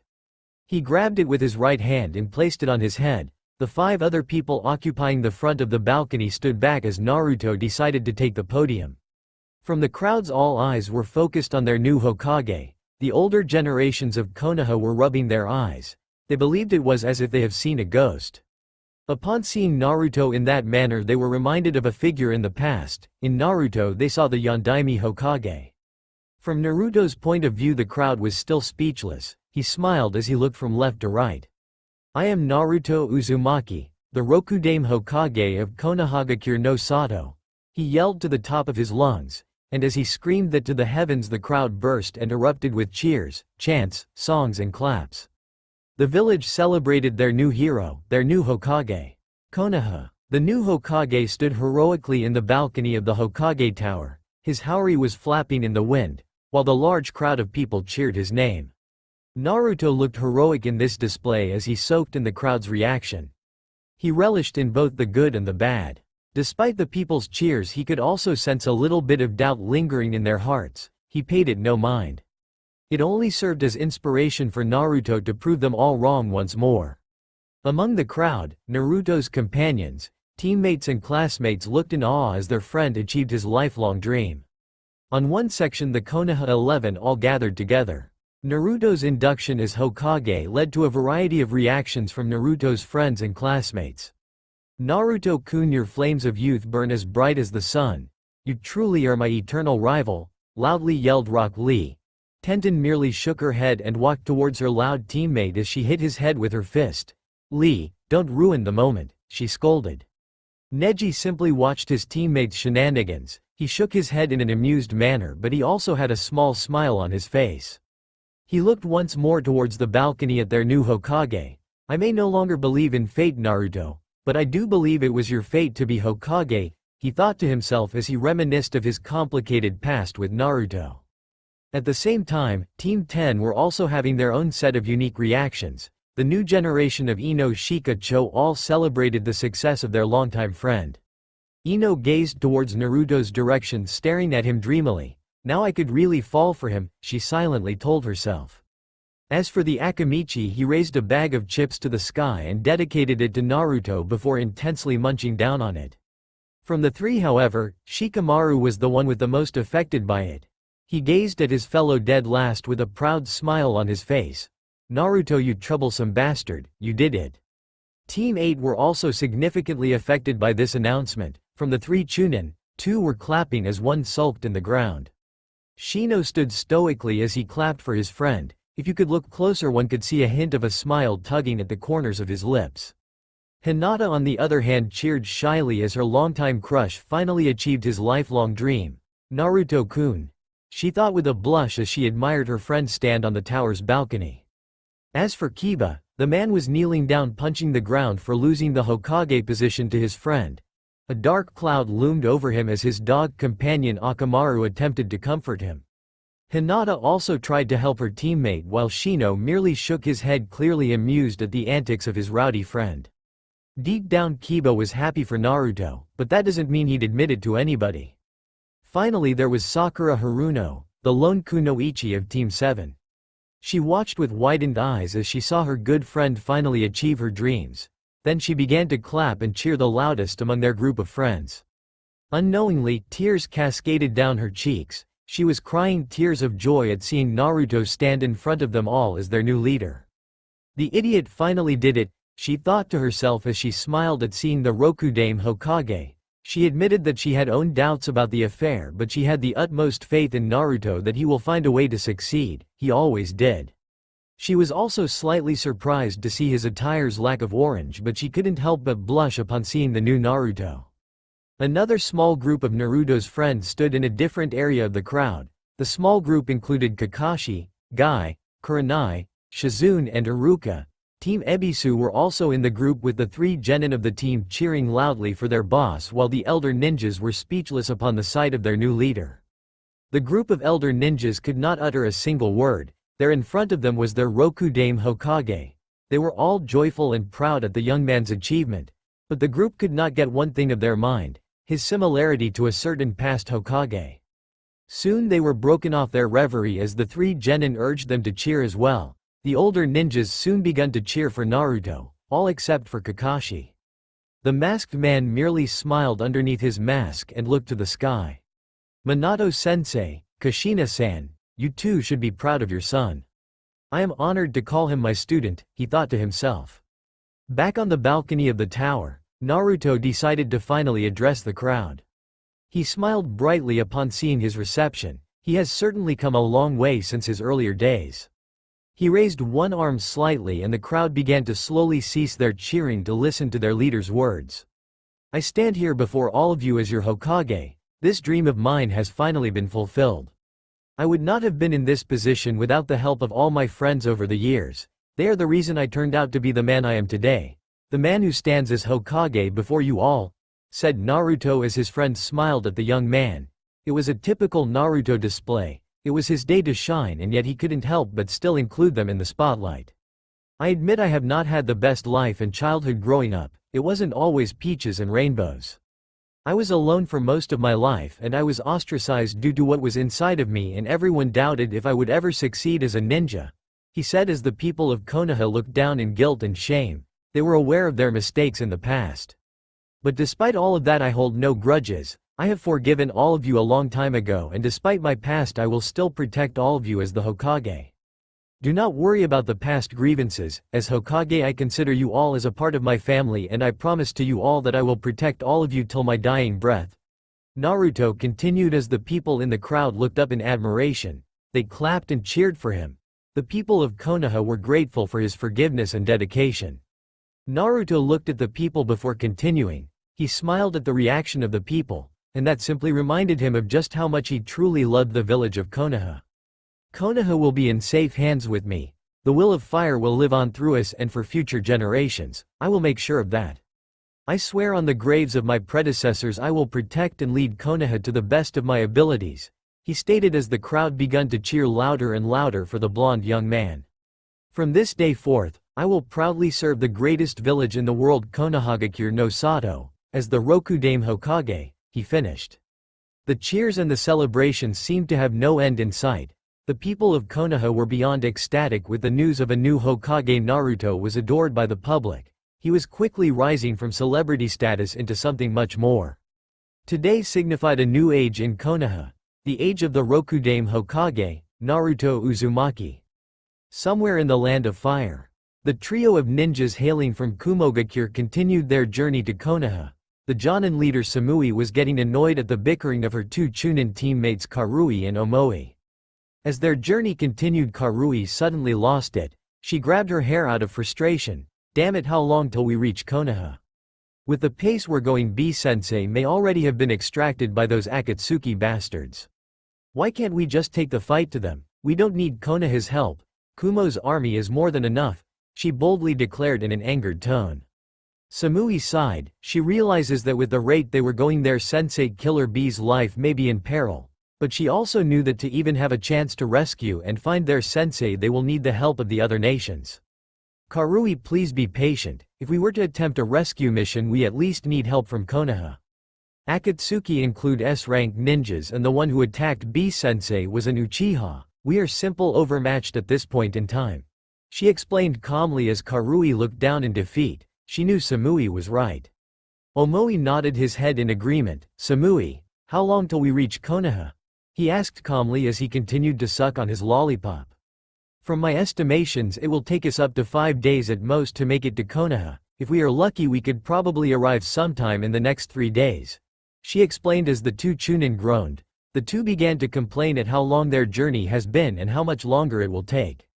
Samui sighed at the antics of her two teammates' display. I'm in charge of children, she thought to herself as she shook her head in disbelief. Konoha. Meanwhile, back in Konoha, Naruto's induction ceremony had just finished. The crowds returned to helping in their part to repair the damage left by Pain during his attack. The daimyo also said goodbye to the new Hokage as he decided it was time for him to return to his home, seeing as how his work was done. The Toads also returned to their home in Mount Myoboku once the induction ceremony was finally over. After shaking the hands with the daimyo and the two Konoha commanders, Naruto walked down the tower to make his way to his new office. Upon opening it, he saw his two new elders waiting for him patiently in front of his desk. Once the two saw him, both stood up. Hokage-sama, they both said simultaneously before bowing down respectfully. Kaharu-san, Homura-san, the young man greeted. Hokage-sama, as you know, myself and Homura-san are your two official advisors. We also serve as elders in Konoha, and we have served under the Sandaime, the Yondaime and the Godem Hokage, explained Kaharu as Naruto nodded. As your two advisors, we are aware that you are still new to the job and that you still lack the skills required for this position. No offense, Hokage-sama, explained the female advisor. None taken, Kaharu-san. I'm more than aware of what my strengths and weaknesses are, he answered back calmly. I see, well, that is good. But seeing as how this is your first day on the job, allow me and Homura-san to give you the official tour. In this tour we will introduce you to the heads of certain departments in Konoha. It will be important for you to be acquainted with them, seeing as they will serve under you. We will also show you the locations accessible only to the Hokage and other high-ranking officials within Konoha. Will this be all right, Hokage-sama? She asked. Naruto nodded. He then glanced over to his new desk. He saw stacks of paper, and he groaned, recognizing them to be his paperwork. The paperwork required of him were all vital towards the village, and so he had to treat it with the utmost importance. But he also realized that this tour is an excellent opportunity for him to grow accustomed to his new job and to learn the ropes. With his quick thinking, he managed to remember a solution for this dilemma. He looked towards the two advisors and nodded. I think a tour would be a great idea, but before that I need to do something quickly, he said. Homura nodded. By all means, Hokage-sama, he said as Naruto brought up a familiar hand seal. He managed to summon 10 shadow clones in his office, and he began to give them orders for when he was away in his tour. Naruto ordered the 10 clones to each do 1/10 of the paperwork themselves while he was away on his tour. The 10 clones saluted mockingly before carrying on to do their newly assigned orders. Kaharu and Homura watched in the background. The two looked at each other and shrugged. Both were slightly surprised to see the Hokage manage to learn the secret of the jutsu their sensei created. They did have to admit it was an efficient method. The new Hokage then decided to begin the tour. He and his two advisors quickly made their way. Soon hours fly by between the three of them. During the tour, Naruto was first shown around the tower itself. He was shown the elders' offices just below his office, the council room in the top floor of the tower, and the other vital rooms within the tower. Then Naruto was shown to the underground prison of the village, the Konoha Strict Correctional Facility. There he was introduced to the wardens and he was told of the purpose of the area. The prison itself is the most dangerous of Konoha, seeing as how it houses the most villainous and violent criminals and missing nins of Konoha. Afterwards Naruto and the two elders returned to the village itself. There he was introduced to the heads of the departments. First was Ibiki Morino, the head of Konohagakure Intelligence Division. Next was the Jonin commander Shikaku Nara. Naruto was already familiar with the two, but they explained their roles to Naruto for him to better understand how they could help him in the future. Next on the list was the Hokage Guard Platoon. The two elders introduced Naruto to one of his two forms of bodyguard protection squads. Unlike the four-man Anbu squad, the Hokage Guard Platoon was in charge of Naruto's protection when traveling outside of Konoha. Naruto met the three members of the group. The leader was a Tokubetsu Jonin Naruto recognized from his Chunin exams, Genma Shiranui. Then there was another Tokubetsu Jonin in the group, Rado Namiyashi, and the final member was the lone Chunin from the three, Iwashi Tatami. Naruto was glad to meet them all, seeing as how they will be protecting him for years to come. Once they finished with the introductions here, Naruto was shown around other areas remaining in Konoha and introduced to other high-ranking officials within Konoha who now work under him. Not too long after the tour was coming close to an end, the last two places were the Konoha Archive Library and the Anbu headquarters. They decided to go to the former rather than the latter first. The library was not an ordinary one within Konoha. This library was placed in the Hokage monument and was only accessible to the Hokage, the elders, the Jonin commander and the Anbu commander of Konoha. Other than that, the area was off limits. Naruto was shown the entrance to the area and how to enter it. He needed to place his blood on a seal placed on the door for it to recognize whether or not the person had access to the area. And the seal was recently updated to also include Naruto's blood within the list. This security system worked somewhat similarly to a summoning jutsu. As the three entered the library, Naruto was told of what it held. The library had gigantic shelves full of books, documents, folders, notes and scrolls in the area, all of which were categorized in a neat and orderly manner. Naruto stood in the room in awe. He noted to himself to take advantage of his access to the area, seeing as how it could prove vital for his tenure as Hokage. Naruto walked around the library in both shock and awe upon seeing the massive gathering of books and other files. Homura walked over to him. "Amazing, isn't it?" he asked as Naruto nodded in agreement. "Well, Hokage-sama, you have access to all of this. This library contains various scrolls of every jutsu of Konoha. There are also jutsu scrolls from other nations, but it mostly contains the scrolls of Konoha. Inside there are also documents, folders and notes from the former regimes. The past Hokages also held their own scrolls and journals which could be found here, and you are more than welcome to take as much as you want, just so long as you return them," explained Homura. "This could prove to be extremely beneficial for me," Naruto admitted, as he continued to explore the large area. After a while, Naruto and the two decided to go to their final location, the Anbu headquarters. The Anbu headquarters' secret entrance was within the Hokage Tower basement. There Naruto was shown a secret door and pathway to the base itself. This base proved to be among the many littered all around Konoha, but this also served to be the main base of Anbu. The others were also decimated during the attack of Pain, leaving this to be the sole remaining base within Konoha. As Naruto entered, he was shown through the area until they arrived to the base itself. The area was large, seeing how it was underground. There were various facilities in the area such as changing rooms, offices, conference rooms, bathrooms, gyms, dojos, training grounds, a bar and other recreational rooms. None of those were of concern, however, as they instead made their way to the Anbu commander's office instead. During their walk to the Anbu commander's office, the various Anbu within the base began to salute respectfully towards their new leader. Naruto smiled at the respect he was getting.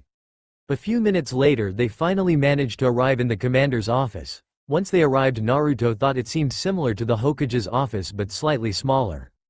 The Anbu commander bowed and the three noticed he was accompanied by 4 other Anbu operatives who bowed alongside the commander. It seemed as if the man had been expecting them for some time. "Hokage-sama, it is a pleasure to see you," he said. "Thank you, Anbu commander. It seems you have been expecting us," replied the young Hokage.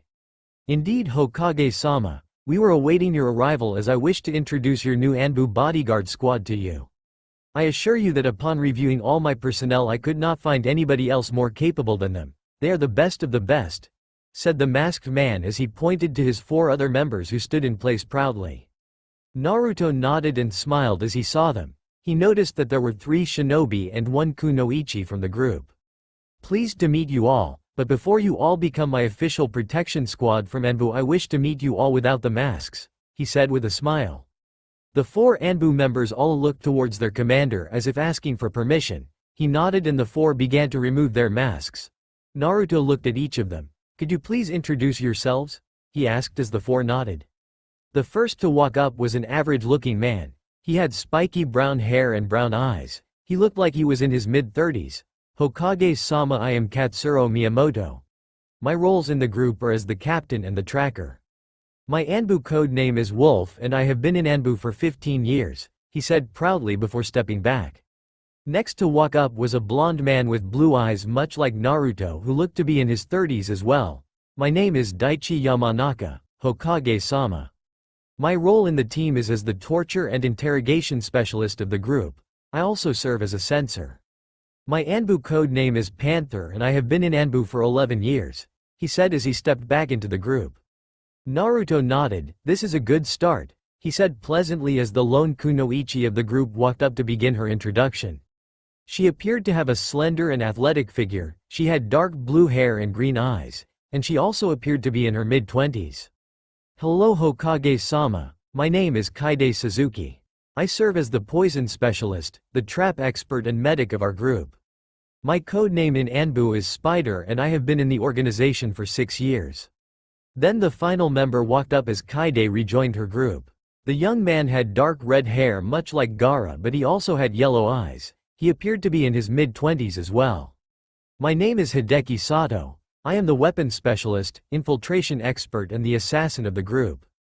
In Anbu I am known as Badger and I have been in this line of work for 7 years, he said. Naruto was pleased with the team. "Thank you all for agreeing to do this. I feel safe now that my life is in your hands," he told them as the 4 smiled. "In behalf of the 4 of his Hokage-sama, we vow to protect your life to the best of my capabilities," said the captain of the group, Katsuro Miyamoto. The Hokage approved of the 4 as he ordered them get ready to begin. The 4 nodded and vanished to station themselves within the Hokage tower. With this final step now done, the tour was now over and the 3 returned to the office at a leisured pace. Naruto did his best to remember all the places and people from earlier today. As they entered the office once more, Naruto saw his clones hard at work as they quickly and efficiently went through the Hokage's bane known as paperwork. He also noticed the letters properly sealed and placed in the side of his desk and he smiled at the good job done by his shadow clones. The 2 elders were also surprised at the rate that the clones finished the paperwork. In order to check their work, Homura walked over to the pile of the completed paperwork and began to read a few off the top. He was quite impressed at the performance and the choices of the clones. Their decisions and choices with the paperwork was a little rough around the edges, but that was to be expected. All in all though it was quite well done considering Naruto's non-existent experience to this line of work. Naruto saw the impressed expression of the elder and he couldn't help but grin upon seeing their reactions. He then walked over to his new chair and sat in it as he relaxed his aching feet. The 2 elders then made their way to the front of Naruto's desk as they directed their attention to the young Hokage. "Do you have any questions, Hokage-sama?" asked Koharu. Naruto nodded slightly. "Yes, I do have 2 questions. First off, am I able to promote anybody I see fit? My second one is related to my staff. If I was not mistaken I am also entitled to an advisor or 2 and a secretary, correct?" the Hokage asked the 2. Homura began to answer Naruto's first question. "As for the promotions, unfortunately you are unable to just promote anyone you see fit. For this you have to run your choices over the council during meetings where they will vote on whether or not a candidate is worthy of a promotion. But during times of war or during an invasion attack you are given the ability to bypass the rule, promote whoever you want. You do not need to seek approval from the council. For the second question, Hokage-sama, yes, you are entitled to your own personal staff. You alone are in charge of choosing them, but we do advise you to be cautious as to who you would choose as your advisors. We recommend for you to choose only 2 of them, and even though we will serve as you official advisors they will be your personal advisors," answered Koharu. Any other questions, Hokage-sama? She asked. Actually, I have another question which popped into my mind. It's about the Jonin vote. I just want to know any details about it, when it will take place and such, he told them. The Jonin vote is a customary tradition to see if one candidate is truly worthy of the position of Hokage. Usually it takes a month or two during the reign of the Hokage to see if he is worthy, but due to the state of the village we believe we may push it back to 6 months. During those 6 months you must impress the Jonin of Konoha and show them why you are worthy of the position. During the vote you also need at least 75% of the Jonin votes to be accepted. The votes of Jonin, Anbu and Tokubetsu Jonin are counted during this event, explained Koharu. Naruto understood the answers of the two elders. He already had people in mind for a promotion and for his personal advisors and secretary. He also felt no pressure with the Jonin vote. He was confident in his abilities. Sensing no other question, the elders nodded. Koharu then informed Naruto about what tomorrow would bring for him. Hokage-sama, we have also scheduled your first ever council meeting tomorrow. The clan heads and other council members were also told about this. This is customary, much like the tour, in order to show the newly inducted Hokage the real council meetings, since as Hokage this is going to be a regular event in your life. The council members are anxious to hear from you. They are currently awaiting any form of news or plans you may have concerning Konoha's reconstruction plans, and while you are there I suggest for you to ready whatever idea you have in mind which requires approval from the council. Now if you ever have any more questions you wish to ask us, just look for us within our offices below you. She explained to Naruto as both she and Homura began to exit the office of the Hokage. But before the two could leave, Naruto decided to ask them one more question that has been bugging him all day. Wait, he called out to them as the two refrained their actions and moved back into the front of Naruto's desk. Yes, Hokage-sama, what do you need of us? Asked Homura. Actually, Homura-san, Koharu-san, I have one final question, but it is more of a personal question, he admitted. Of course, Hokage-sama, ask away, replied Koharu. Naruto gulped as he thought of ways not to sound rude towards the two elders. Why are the two of you being so supportive of me? He asked. As the moment those words came out of his mouth he realized his mistake, as it did sound slightly rude towards the two elders. Excuse me? Koharu asked in a confused tone. Naruto recomposed himself. What I mean is, why are you just suddenly helping me and my chances at being Hokage? I would have thought that the both of you would be supporters of Danzo rather than myself, and I recall both of you not being particularly fond of me during my childhood, he explained. The two elders' expressions softened. They now understood Naruto's confusion towards the whole situation. Koharu looked at Homura and the elder man nodded to her, giving her the confirmation to finally explain their views concerning the matter at hand to Naruto. Koharu sighed. We will admit, Hokage-sama, when you were growing up we weren't particularly your biggest fans. We admit that we were even on Danzo's side when the topic at hand was concerning you. We thought it would be best for you to be placed in Root rather than the academy, but the Sandaime always rejected Danzo's suggestions to place you in Root. But as you continued to grow, so did our opinions about you, she explained. Naruto listened attentively. He flinched at the mention of his possible recruitment to Root. He was extremely grateful towards the Sandaime that he had not been placed in that horrible faction. The Sandaime was the first key factor in changing our views about you. Hiruzen was always a kind and nurturing man and he thought the world of you. He always believed in you, and that belief soon rubbed on us, when we saw you risk your life during the Chunin exams and when we saw you willingly take on pain by yourself. We saw you for who you truly were, she continued. Naruto looked at the two elders in surprise. He hadn't known that he has this effect on people. Ever since the Chunin exams we saw your potential and the love you held for the village. We also saw the will of fire burning brightly within you. We could see greatness in your near future, and we even believed you could even one day become Hokage. We just didn't think it would be so soon, and although we believe in you we aren't necessarily sold on you already becoming Hokage. You are much too young, Hokage-sama, and you don't have the required knowledge, political savviness nor etiquette to truly be a Kage, at least not yet. We want you to one day be Hokage, but we would have preferred it to be the later rather than sooner. We wished that by the time you were chosen as Hokage you would have already been equipped with the required skills and knowledge rather than having to be baptized in fire. Naruto nodded, fully understanding the source of their worries and reluctance. He was not at all surprised that it revolved around his immaturity, unrefined nature, impatience and naivete. Hokage needed the perfect blend of both strength and knowledge, but at this point in time Naruto was more than aware that his strength was far more superior to his knowledge. If he were to be a successful Hokage, he needed to grow up, mature and learn as much as he can, and he planned on doing just that. Although we do agree with Danzo from time to time, and although we are friends with him, even we must admit that we would rather have you as Rokudaime Hokage than him, she confessed as Naruto was broken out of his thoughts. He stared at the elderly woman with a shocked expression. "What do you mean?" he asked. "Danzo is too aggressive and ambitious for his own good, and though he cares for Konoha as much as we do, his methods of showing it are questionable to say the least." Naruto nodded in understanding, "But Hokage-sama, it is what it is and there is no way to turn back time. We are still more than happy that you're Hokage, but that does not mean we will always be on your side during arguments and debates. We may be supporters of you, but our main priority is Konoha and the village's well-being. We may not always appear to be your friends Hokage-sama, but we will do everything we can to help you live up to your potential." Naruto looked at Koharu, surprised at the words she told him. He smiled at the two elders and felt happy to know that he did have people who believed in him. "Arigato Koharu-san, Homura-san," Naruto told the two.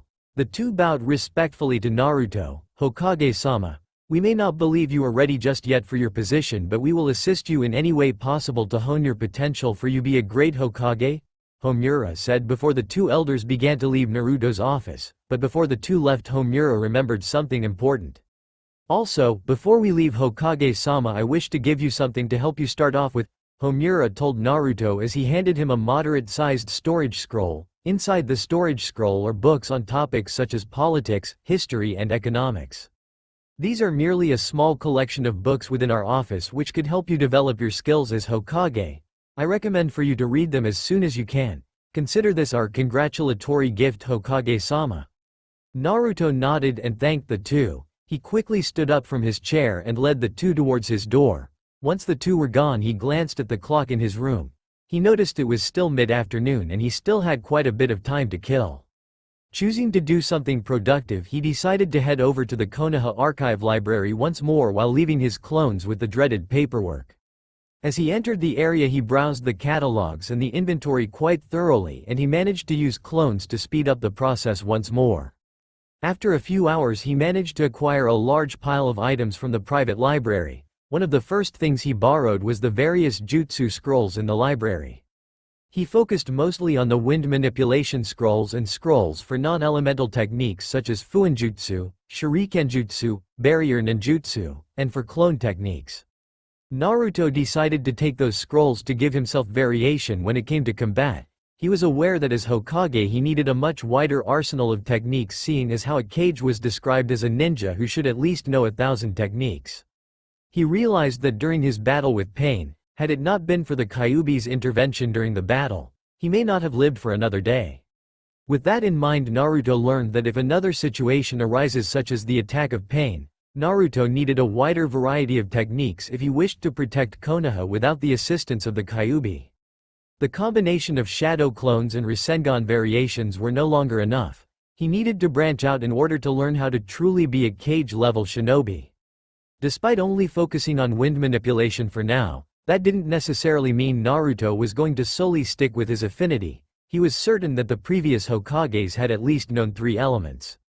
The Yondaime was the youngest Hokage before him, and he was a master of 3 elements, and he had the least of the other Hokages, not including Naruto. Tsunade was even a master of 4 elements, and even Naruto's 2 teachers had the ability to use 4, seeing as how both Kakashi and Jiraiya each mastered the same amount of elements as Tsunade. While on the other hand the Shodai, Nidaime and Sandaime were each on another level, having mastered all 5 of the basic elements, with the Shodai also mastering his Kekkei Genkei, Mokuton. Naruto realized he had to train and better himself constantly if he wished to live up to ninjas of that caliber, but for now he will take it one step at a time, starting with wind, and soon hopefully he will master his affinity and move on to other elements. Another goal of Naruto was to also finally master the Rasengan. He grabbed the scrolls of his father concerning the Rasengan in order to learn how to use it without the need of clones, and hopefully once he masters that he could do the same with the Rasen Shuriken and then move on to his father's other move, the Hiraishin. All in all, he saw that he needed to improve in various areas if he wished to be known as Konoha's greatest Hokage, And because of that he also took the notes, journals, documents, folders and files of the past regimes of Konoha in order to better understand the reign of each of Konoha's past Hokages. Naruto recognized the importance of learning his history and the past events of Konoha in order for him to see what he could do better and he could avoid in the future. The young Hokage was beyond determined to surpass all those who came before him, and so he took as much as he can from the library, and once he was done he stored them all in a storage scroll as large as his shadow clone summoning scroll. Once he was finished getting the things he needed, Naruto decided it was finally time to call it a day. He brought the scroll with him and called back the clones in his office as he recalled their memory. He grinned at use of his shadow clones. Despite the large quantities of reading he has to do with the books given to him by the elders, the paperwork he has to complete and the items he borrowed from the Konoha archive library, he could easily trim the time he will need to complete quite significantly due to the insane amounts of shadow clones he could form easily. As he exited the library he saw that the sun had finally set and the night was finally upon them. He suddenly yawned and sensed that the day had taken a toll on him. He decided to head over back to his tent in order to get a good night's sleep to prepare himself for the ordeal he was going to have the very next day. Unknown area. Team Taka were quickly running through the trees to make it to Sasuke's former home, Konoha. During the journey the team was relatively silent, well, at least more silent than usual. Sasuke led the group but he was engrossed with his past memories with Itachi. That has been occupying his mind lately since he learned the truth of the massacre from the Akatsuki leader Madara Uchiha. He clenched his fist in anger at the thought of the village's crimes towards the Uchiha. He vowed to be the one to avenge his clan. Their silent journey continued until they noticed a portal-like distortion in front of them. The four stopped to see what it was. Suddenly they noticed a masked man walk out of the tunnel. Team Taka recognized the man as Madara Uchiha. The masked man suddenly noticed the company. He raised a hand and greeted the four. "Hey Sasuke," he said nonchalantly. Sasuke didn't seem surprised at the arrival of his distant relative while his three other teammates were in shock. "What the hell? How did this guy do that? I didn't even sense his chakra. It was as if his chakra just came out of nowhere," Karen frantically thought to herself. Suigetsu cursed at the arrival of the leader of Akatsuki. "Shit, bad timing," he mumbled to himself. Sasuke was the only one unfazed from the four. He looked at Madara with an uninterested expression. "How did you find us?" he asked him. Madara scoffed at the foolish question of the young Uchiha. "Don't underestimate my power, Sasuke. This is just the tip of the iceberg," he replied. Sasuke nodded stoically. "What do you want with me and my team? Team Taka is no longer a part of the Akatsuki. We have no use of you and your group anymore." Madara shook his head at Sasuke's foolishness. Tisk, tisk, tisk Sasuke. "Did you forget our deal?" he asked rhetorically. "I told you that I will kill you and your team if you betray me, and it seems that you did just that," he said calmly. Sasuke looked at the man confused. "What the hell are you even talking about?" he demanded. "I'm talking about the Eight Tails Jinchuriki. You failed me, Sasuke." "What are you talking about? We captured him and even delivered him to you," intervened Karen. Madara slowly turned his head towards the red-headed Kunoichi. "It was a fake, my dear. He tricked all three of you," he informed them as she gasped. In the back Jugo remained calm but Suigetsu gritted his teeth. "The Hachibi Jinchuriki really pulled the fast one on the four of you. I'm quite disappointed, I must say. Here I thought you four had potential as a team," he admitted as Sasuke clenched his fist in anger. He hated to fail and he hated to be looked down upon. He recalled the battle itself and soon his eyes widened as he realized that Madara did speak the truth. During the battle he truly did give them the slip. Suigetsu broke the awkward silence as he marched towards the masked man. "What do you want us to do about it? We already did our job," he yelled angrily, but the volume had no effect on Madara seeing as how he remained and stood as calm as before. "No, you will fulfill your promise to me and my group. But I am no longer interested in the Hachibi Jinchuriki. Instead I have another target I have in mind for you four." Sasuke faced the older Uchiha. "And what if I said no?" he asked daringly. "Then you will have to face me if you wish to make it to Konoha, and I'm sure all four of you know that even with your combined powers you four are still too weak to even challenge me," he answered while flaring his chakra slightly, causing Karen and Suigetsu to gulp nervously due to the power of his chakra. Sasuke paid his threats no mind. He readied his Chidori and jumped towards the masked man only for him to pass through the older Uchiha. His eyes widened at the power of Madara. As Sasuke passed through him, he whispered something to Sasuke, "It's too late to go to Konoha now." Sasuke jumped back to his team after recovering. His eyes were widened due to the statement and Madara's power. The rest of the team also looked in shock at the power of Madara. "There is no point in your goal anymore, Sasuke, it's futile." "Too bad for you." "What do you mean?" Sasuke asked as he glared at the masked man. "Konoha has been destroyed, Sasuke." The whole of Team Taka were further shocked with the revelation. Karen was the first to recover. "What are you talking about?" she asked him. Madara was about to speak until he noticed another chakra source. Out from the ground Zetsu popped up. The members of Taka were unsurprised to see the Akatsuki spy pop up out of nowhere. During their time in the group they have learned of the plant like man's powers. "Allow me to explain, Madara-sama," asked Zetsu as Madara nodded but not before asking him a question. "So Zetsu, I assume you did as you were told." "Who was named Hokage?" "I assume was Danzo." Zetsu faced his master. "During my spying mission in Konoha I found out that there were 3 candidates for the position of Hokage.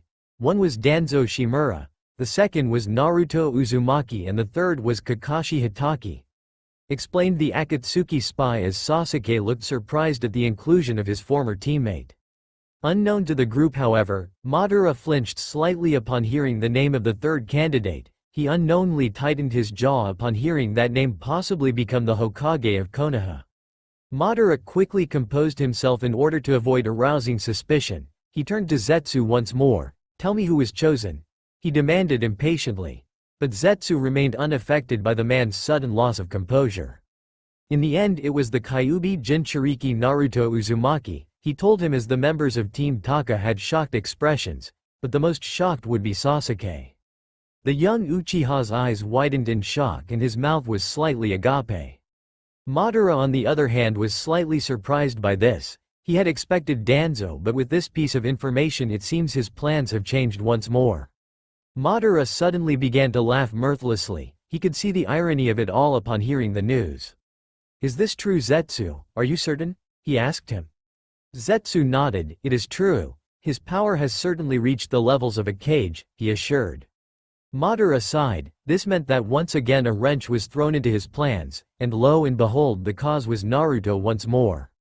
This spelled bad news for the Akatsuki since Naruto's protection is now heavily increased as Hokage, and also it is rare for a Hokage to leave their village seeing as how they manage the village within the confines of their own personal office.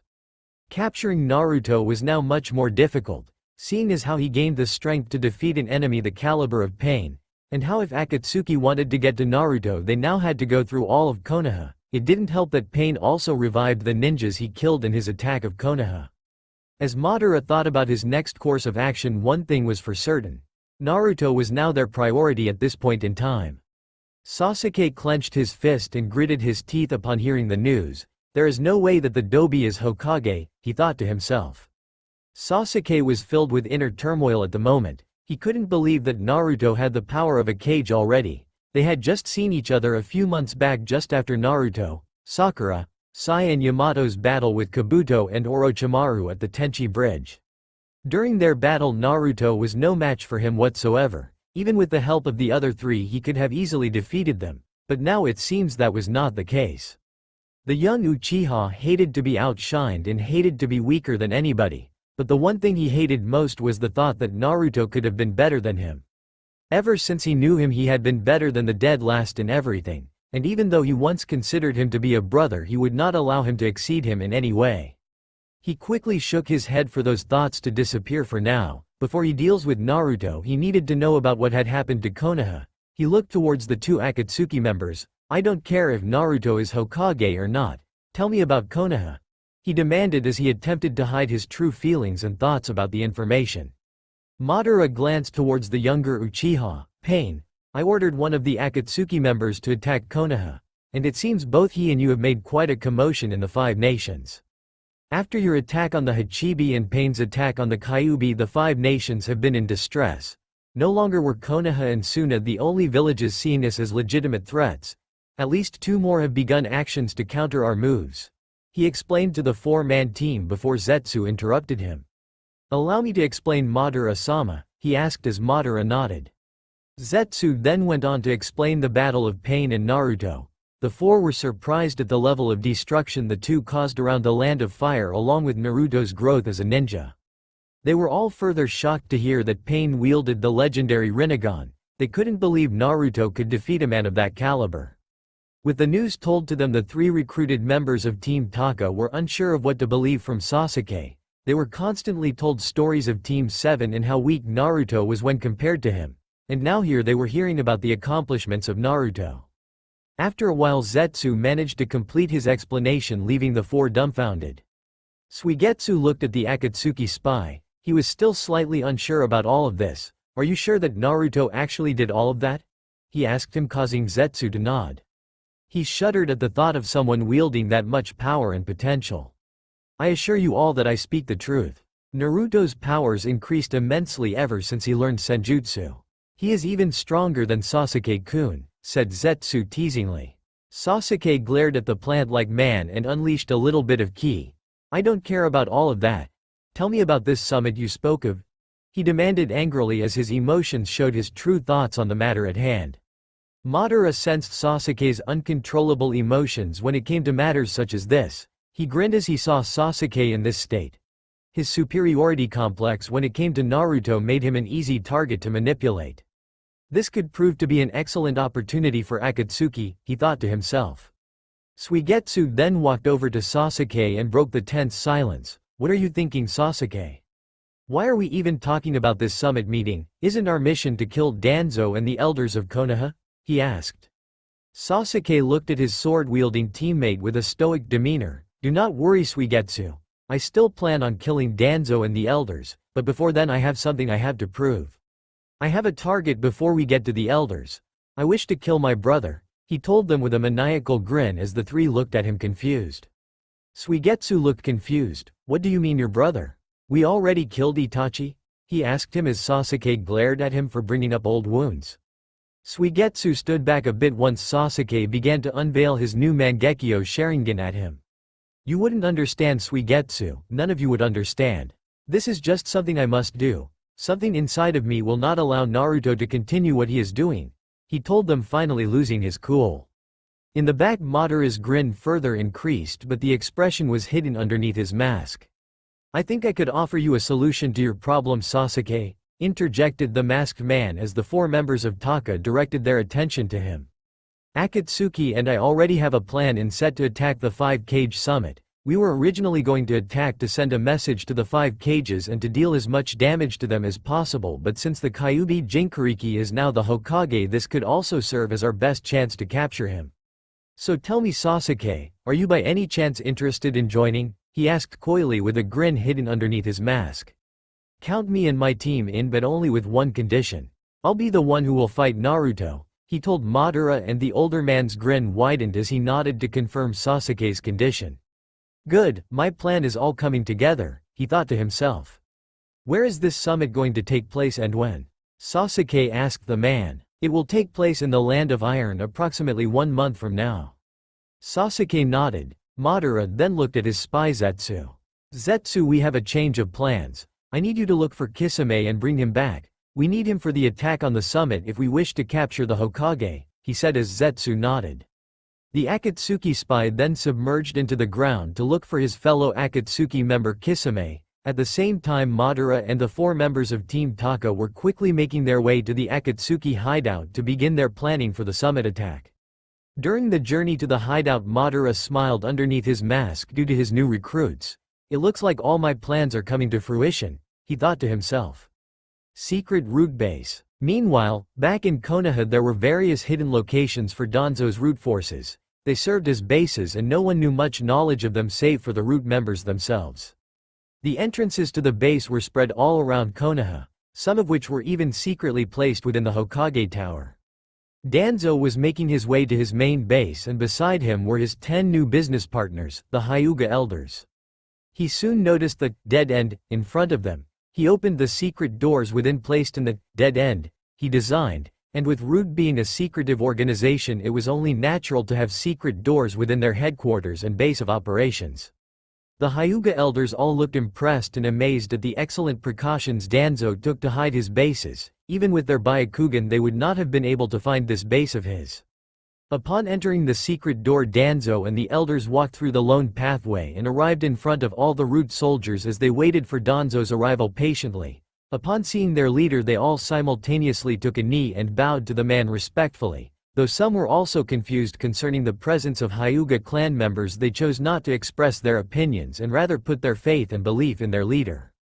This is true leadership, the Warhawk thought with a smirk on his face as he watched his obedient followers. In the back the elders were both amazed and intimidated at the small army which stood in front of them.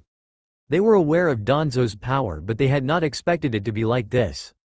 They were now feeling more and more confident in their dealings with Danzo. As Danzo glanced towards his rude army, he informed them of the current news of Konoha and its new Hokage. For the ones unaware of the news, they were shocked to hear that their leader was not chosen for the position. But worry not, my soldiers, I will find a way to take care of our problem. In due time I will be the Hokage rather than the Uzumaki, Danzo claimed as he finished up his speech. After the speech he then called for Sai, Fu and Torun. The three arrived in front of Danzo bowing their heads as a sign of respect. I consider the three of you among the best root soldiers I have trained since the beginning of this program. With that said, I have a mission capable of you three, explained Danzo as the three awaited their orders. Torun and Fu, I require the two of you to each form your own team of 4 consisting of your fellow root members. Your mission will be to spy on the new Hokage. The two of you will take you turns with your teams, but I must warn you, he has his own 4-man Anbu bodyguard squad protecting him, and the boy has quite powerful sensory abilities. I'm still surprised he managed to find the location of the private meeting with the daimyo. Your jobs are to spy on the man and report any activity to me, he ordered sternly. The 2 root members nodded their heads due to the orders. Hi Danzo-sama, they said. Danzo then glanced towards Sai. As for you Sai, you will work alone, but as our inside man, if I am not mistaken, you are close to the Hokage and I want you to act as his friend and gather as much information as you can. Are we clear? Hi Danzo-sama, replied Sai stoically, attempting to show no visible emotion. Inside, however, he was quickly plagued by the thoughts and the guilt of betraying his companion, teammate and most of all, friend. Danzo could see a slight reluctance in the expression of Sai. He grinned. This was the reason as to why he partnered with the elders of the Hyuga clan. He was going to rid the doubt and reluctance of all his soldiers, and they will all be forced to follow his demands. Sai, Torun and Fu, I need you three to come with me to my office. I need to begin a small experiment, he said with a sinister smile. The three gulped but nodded their heads as Danzo led them to his office. Behind them the Hyuga clan's elders also followed. Sai did not have a good feeling about this, but he had no choice but to obey Danzo's orders. Once the group arrived in his office, he made Sai, Torun and Fu each sit in one chair as one elder attended to each of them. The 3 root members were nervous and curious as to what Danzo had in mind. Then they felt the Hyuga elders place the palm of their hand onto their foreheads. After a few seconds they suddenly felt unbelievable levels of pain emit from their foreheads.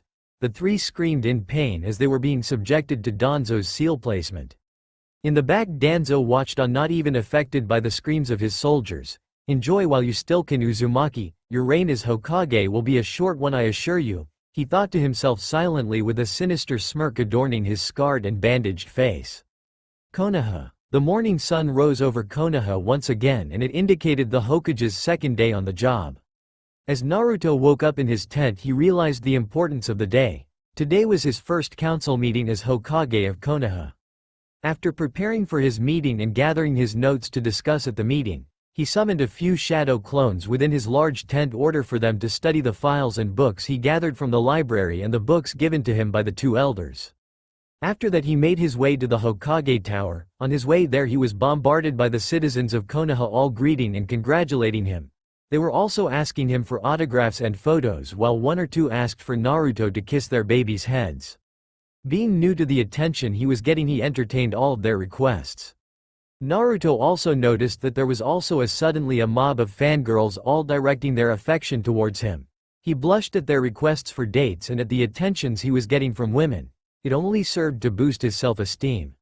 But despite the amount of fangirls flocking towards him, he knew that none of that truly mattered to him. He was only after the heart of one girl. He sighed at the thought. He didn't want to be sleeping around with women like his deceased sensei Jiraiya. He would have rather just have one woman who he could settle down with for the rest of his life. He already knew who the woman he wanted to spend his life with was, but the question truly was, would she feel the same way towards him? As Naruto thought about his non-existent love life, he also thought back to Hinata and her confession to him during his battle with pain. Naruto flinched at the thought of how she almost died. He felt guilty about loving Sakura when Hinata was loving him this whole time, and he felt guilty for being unaware of her feelings for such a long time. He ran a hand across his hair and sighed at the depressing thoughts. He decided he had to speak to Hinata about this as soon as he can. Naruto then remembered his duties for the day. He sweated nervously upon realizing that today he was going to be having his first council meeting. He had been preoccupied quickly by his new fans and his non-existent love life. With urgency he made it there on time. He quickly apologized to his fans and ran as fast as he could to the Hokage tower. Upon arrival he headed up the stair and made his way to his office first. Once there he summoned clones once more to continue with the new stack of paperwork for today. Then Naruto headed up to the final floor of the tower to enter the large conference room which housed the Konoha council meetings. Upon entering, all the eyes were suddenly on him. There seated in the large conference table seemed to be clan heads. On each of the seats of the clan heads was a flag attached to its back with the logo of the clan they represented. He also noticed that 4 of those seats were unoccupied. Also sitting on the table were 6 representatives of the civilian council. They were seated near the end of the table, while at the head of the conference table was the seat for the Hokage.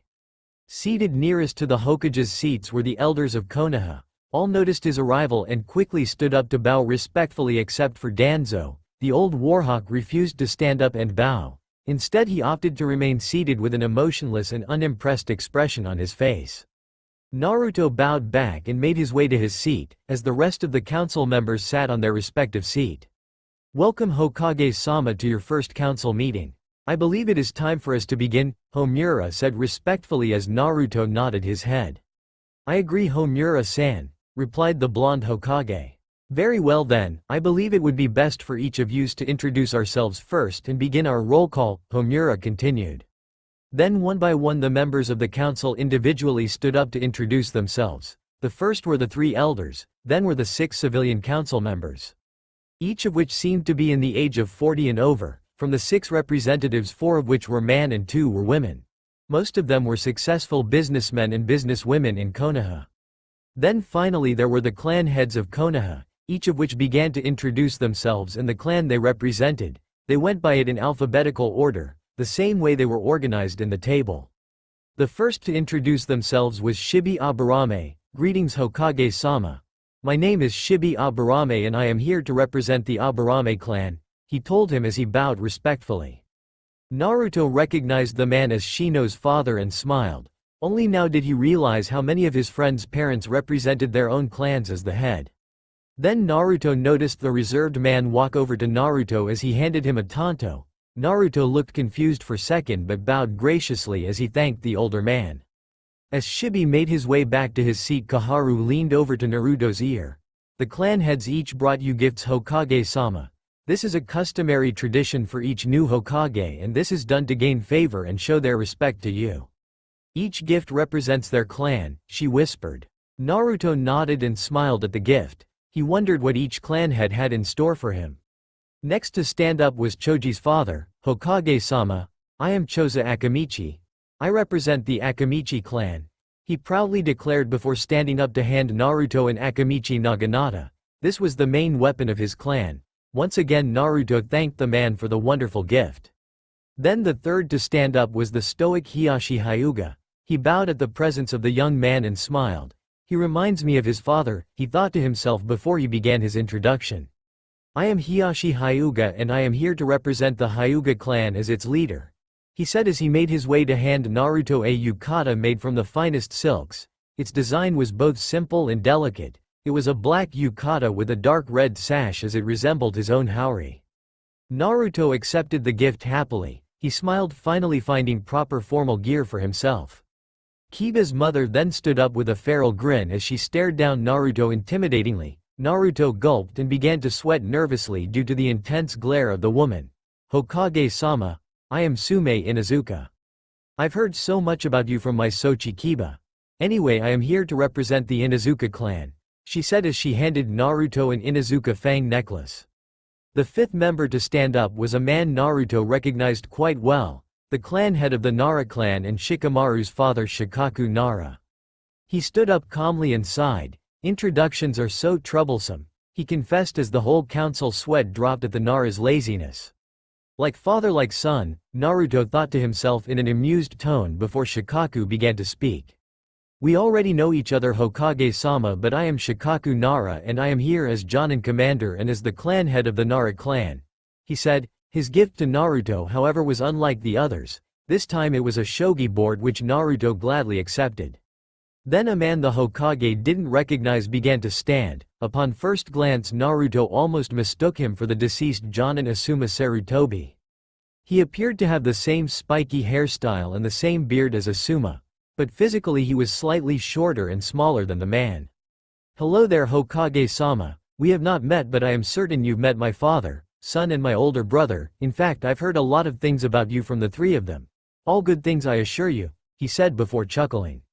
My name is Daisuke Sarutobi, Hokage-sama. I am the son of the Sandaime Hokage Hiruzen Sarutobi and the younger brother of Asuma Sarutobi and I am here to represent the Sarutobi clan, he said as Naruto's eyes widened. He now recognized why the man seemed slightly familiar. Upon hearing the news about him being familiar with his son, Naruto guessed that this man might be the father of Konohamaru. Naruto smiled as he met the man and the new head of the Sarutobi clan. If he was anything like his father, brother or son, then he and Naruto will likely have a good relationship. Daisuke also walked towards Naruto as he handed him his gift. As the two men met for the first time they also shook hands. On behalf of the Sarutobi clan, Naruto was handed a traditional clan bow staff designed much like the Sandaime's adamantine staff with the Monkey King Enma. As Daisuke made his way back to his seat, the final member of the clan head stood up. Naruto recognized the man as Ino's father. Greeting Hokage-sama, allow me to introduce myself. My name is Inoichi Yamanaka and I am here to represent the Yamanaka clan, he said as he walked towards Naruto and handed him a katana as a gift. The katana was the weapon which represented their clan the best. Naruto then stood up and bowed towards the whole table. Thank you everybody for your gifts. As Hokage I will make sure to treasure each of them and consider them as an act of friendship from each of the clans, he said before the members of the council began to applaud the young man. If it's alright with all of you I believe the meeting should now commence, continued Naruto as the whole council room nodded. Hokage-sama, I suggest we begin with your plans concerning Konoha's reconstruction. Currently this is the village's main issue and we would like to hear your input on the matter and how you plan to fix this current problem, advised Homura. Naruto nodded as he began to address the situation at hand. During the past few days I have been thinking of methods in which we could restore Konoha to its former glory. The first part of the reconstruction I suggest we should focus on would be the crater left by Nagato's attack. I plan on gathering the Earth user within Konoha to help resurface the crater first and foremost, he explained as the council nodded in agreement over Naruto's initial steps towards their reconstruction plan. I also plan on recalling back our ninjas away on lower-level missions, recon missions and border patrol duties. We will need their efforts and as much help as we could get in order to rebuild our village, Naruto continued. Is that all Hokage-sama? Asked one of the civilian council member not yet completely convinced by Naruto's plans of reconstruction. Naruto shook his head, of course not, this is just the beginning. As you all know Yamato Taiko has the rare ability of Mokuton, he said. The council members nodded their heads. Well, with this unique ability I plan on assigning Yamato as the leader of the reconstruction project of Konoha. His Mokuton abilities are invaluable in this situation. My plan involves him leading the reconstruction and myself as the overseer of the project, he told the council confidently as the council began to see the logic in Naruto's choices and decisions. Shikaku adopted a thinking pose as he strategized other methods to further increase the potential rate of reconstruction for Konoha. Hokage-sama, how about we also ask for help from our allies from Sunet to speed up our restoration, he suggested. Naruto smiled at Shikaku's thought. He was thinking along the same lines and then some. I'm glad you brought that up, Shikaku-san. I was thinking of the same thing. But Gaara is not my only option, During my days as a genin I took part in various high-ranking missions and from them I managed to meet a wide variety of people, many of which could help us with the reconstruction," he replied. Naruto then went on to list the people he had in mind, all of which shared a friendly connection and bond with the Hokage, and Naruto was confident that they were willing to help him in his time of need. He told the council of his plans to ask for help from the likes of Tazuna, Shibuki, Gaara, Konan, Toki, Chikara, Koyuki and Haruna. The council as a whole were surprised to hear Naruto's inclusion of Konan, but Naruto managed to convince them to trust in both him and the former Akatsuki member. They reluctantly agreed, but if anything were to happen the blame would directly go to Naruto. Naruto was more than happy to carry that burden. He would now soon write letters to each of the people he previously listed, and he plans on sending a genin team for each letter. Aside from that, he also planned on sending out a few more genin teams to also gather and purchase resources from other lands. Once the talks of reconstruction ended, the council members were quite impressed with their young Hokage. He composed himself as a true Hokage should, and he offered logical and impressive plans to fix the current situations of Konoha. But despite all of that, what surprised the council most were Naruto's connections. The young man already had the support of various leaders, major political figures and even daimyos. All of this could prove useful for the future. Naruto's two advisors Koharu and Homura also noted this down. These connections of Naruto has the potential to be beneficial in the long run. The only one who remained unimpressed with Naruto was Danzo Shimura. During the whole meeting he waited for Naruto to slip up so that he could use that opportunity to prove to the council that Naruto was not ready for the position. He was however disappointed to see that no such opportunity presented itself to him. After their discussion on Konoha's reconstruction, Naruto then brought up his own ideas concerning promotions, and the council members all listened attentively and as unbiasedly as they could for each of Naruto's 6 recommendations for promotions. The first of the promotions was for a Chunin promotion. He told them that he wished for Konohamaru Sarutobi to be promoted for his heroics and actions during the invasion of Pain, wherein he managed to defeat one of the 6 paths of Pain in order to save his sensei Ebisu, and he managed to do so by performing the Rasengan. Naruto couldn't help but smile as he recommended his unofficial student for the promotion. He was proud of his little brother and his student for his growth as both a ninja and as a man. Ultimately, the council decided unanimously that Konohamaru did deserve the promotion. In the back, Daisuke grinned at his son's promotion. The next one Naruto had in mind was a promotion for the longtime Chunin and member of the Hokage Guard platoon, Iwashi Tatami. He wished for him to promoted from Chunin to Tokubetsu Jonin due to his long tenure as both a Chunin and member of the Hokage Guard platoon. He has also shown himself to wield the skills of the Tokubetsu Jonin. Unlike the previous recommendation, the decision took much longer, but in the end they decided he too was worthy of a promotion. Then there were Naruto's 4 final promotions, all of which were to the rank of Jonin. 3 of which were for Ibiki Morino, Genma Shiranui and Anko Mitarashi. The first 2 choices had not been all that much conflicted, unlike the final choice. The council saw it fit for both Genma and Ibiki to be promoted for their long-standing loyalty to Konoha and for all their actions and achievements during their tenure as ninjas of Konoha. However, Anko was a much more controversial choice than any of them. Most of the council were still unsure of her loyalty due to her previous association with the snake Sanin Orochimaru. After much debate, the council voted to a deadlock, but Naruto had been the tie-breaking vote and naturally he chose in favor of Anko. And so the snake mistress was chosen for a promotion. The council members against her promotion decided to trust in their Hokage's judgment. The final promotion Naruto had in mind consisted of his good friend. Naruto suggested for Shikamaru Nara to be promoted from a Chunin into a Jonin. The council members were all surprised, but none more so than Shikaku Nara. After a lengthy discussion concerning this possible promotion, the council was swayed by Shikamaru's tactical, strategic and leadership abilities, but were disappointed by his lazy and unmotivated nature. However, ever since the death of Asuma, nobody could say that Shikamaru was the same person. That unfortunate event proved to be an eye-opener for the young man. In the end, though, it was Shikamaru's victory over Hidan which sealed the deal. The council members all decided that he truly was worthy of promotion. Naruto smiled at the council. All 6 of his recommendations panned out to be promoted. Now, after their discussion on promotions, they began to talk about the budgeting of Konoha's many departments. The debate concerning this topic lasted a couple of hours. Naruto made it clear that he wished to dedicate most of their funds from the daimyo, trades and savings on the reconstruction of Konoha. Nobody could disagree with that choice. It was logical for him to choose that at this point. But it would be the following priorities that would spark up debate between the council.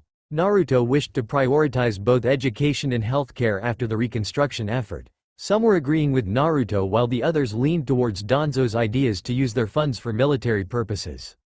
Naruto clearly disagreed with Danzo, seeing as how their military was already the strongest among the 5 nations. He believed that healthcare and education were simply more important at the moment. The argument for Konoha's funds soon ended with slightly more than half of the council agreeing with Naruto after further convincing by the Hokage himself. Naturally, Danzo was not pleased with the outcome, but he resisted showing any emotions or feelings concerning the matter. After the council's lengthy discussion with the council, the meeting was finally called to an end. Naruto's first meeting was officially over and it took up to 4 hours of their time. Despite the amount of time spent, Naruto was still pleased with himself as he managed to accomplish the goals and plans he had set out to do beforehand. As the members of the council began to walk towards the exit, each congratulated Naruto once more on his new position and for his accomplishments. After a while, the last remaining people in the office were the 2 advisors. Both Koharu and Homura approached the blonde Hokage. "Tell me, Hokage-sama, how did you find your first council meeting?" Homura asked the Hokage. "It wasn't as bad as I thought it would be. It was certainly much longer than I thought, but I believe I managed to achieve the things I set out to do," he answered with a smile. Homura nodded. "Well, I must say, Hokage-sama, you did quite well considering this was your first."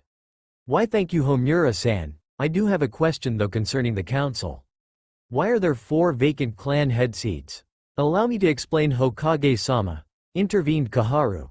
"Those 4 seats are for the clan heads of the Kurama clan, Senju clan, Uchiha clan and the Uzumaki clan. As you know, those 4 clans are quite frankly lacking members.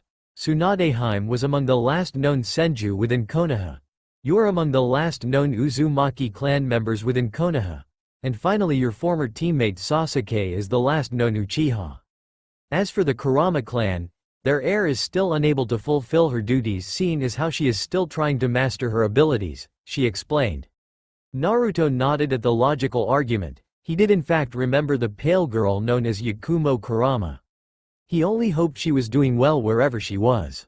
One thing did bother Naruto though: why wasn't he the representative of the Uzumaki clan? "Koharu-san, as you previously stated, I am an Uzumaki. Why was I unable to represent my clan, and could I also represent my clan now as Hokage?" he asked curiously. "You were unable to represent your clan in the past due to your age. A council member should at least be 18 years old. This could only be bypassed if the Hokage allows you to be a clan head even if you are under that certain age. And it seemed that both the Sandaime and Godem did not use this loophole," she answered. Naruto nodded. He understood why he probably wasn't chosen. For the Sandaime, it was probably because he was too young and he was just beginning to grow up, while for the Godem it was probably because he wasn't ready for the responsibility just yet. He didn't mind not being chosen to represent his clan. There were no hard feelings. He was just curious to know why he hasn't represented them. "Unfortunately, Hokage-sama, you are also now unable to represent your clan, seeing as how you are Hokage. As Hokage, you should act as the unbiased judge and leader of the group. And also, we cannot give you a second vote during meetings. You already have one as Hokage and you also have the final say in things. We cannot give you another vote as clan head, seeing as that may be unfair. However, your clan could be represented by any relative you may have. Any heir you may soon have, and if you are married, then your wife could also represent your clan, even though if she may not be an Uzumaki to begin with. Just as long as she takes your last name, then she is capable to represent your clan while you act as the Hokage," she explained. "Alright, I understand," replied Naruto before the 3 left the council room. The 2 elders made their way to their offices as Naruto did the same. Once he entered his office, he went to work as he began to write letters requesting for help from his friends in high places. It took him an hour at most, and in front of him were now 8 letters, each of which to be sent to a different person. Once he was finished with his initial task, he called out to his Anbu. The 4 arrived in front of him awaiting orders. "Anbu, I require you to bring me Shizune first, then Shikamaru Nara, Ibiki Morino, Anko Mitarashi, Genma Shiranui, Iwashi Tatami and Konohamaru Sarutobi as a group second. After them I need you to also bring in Yamato Taiko, and finally I need you to also call as much genin teams as you can, I don't care who they are. When you call them I need them to arrive in that order as well, he ordered them as the 4 members vanished in sight. Naruto decided to be productive while waiting and so he worked on his paperwork once again. After a while Shizune appeared with Wolf escorting here. We did as you were told, Hokage-sama.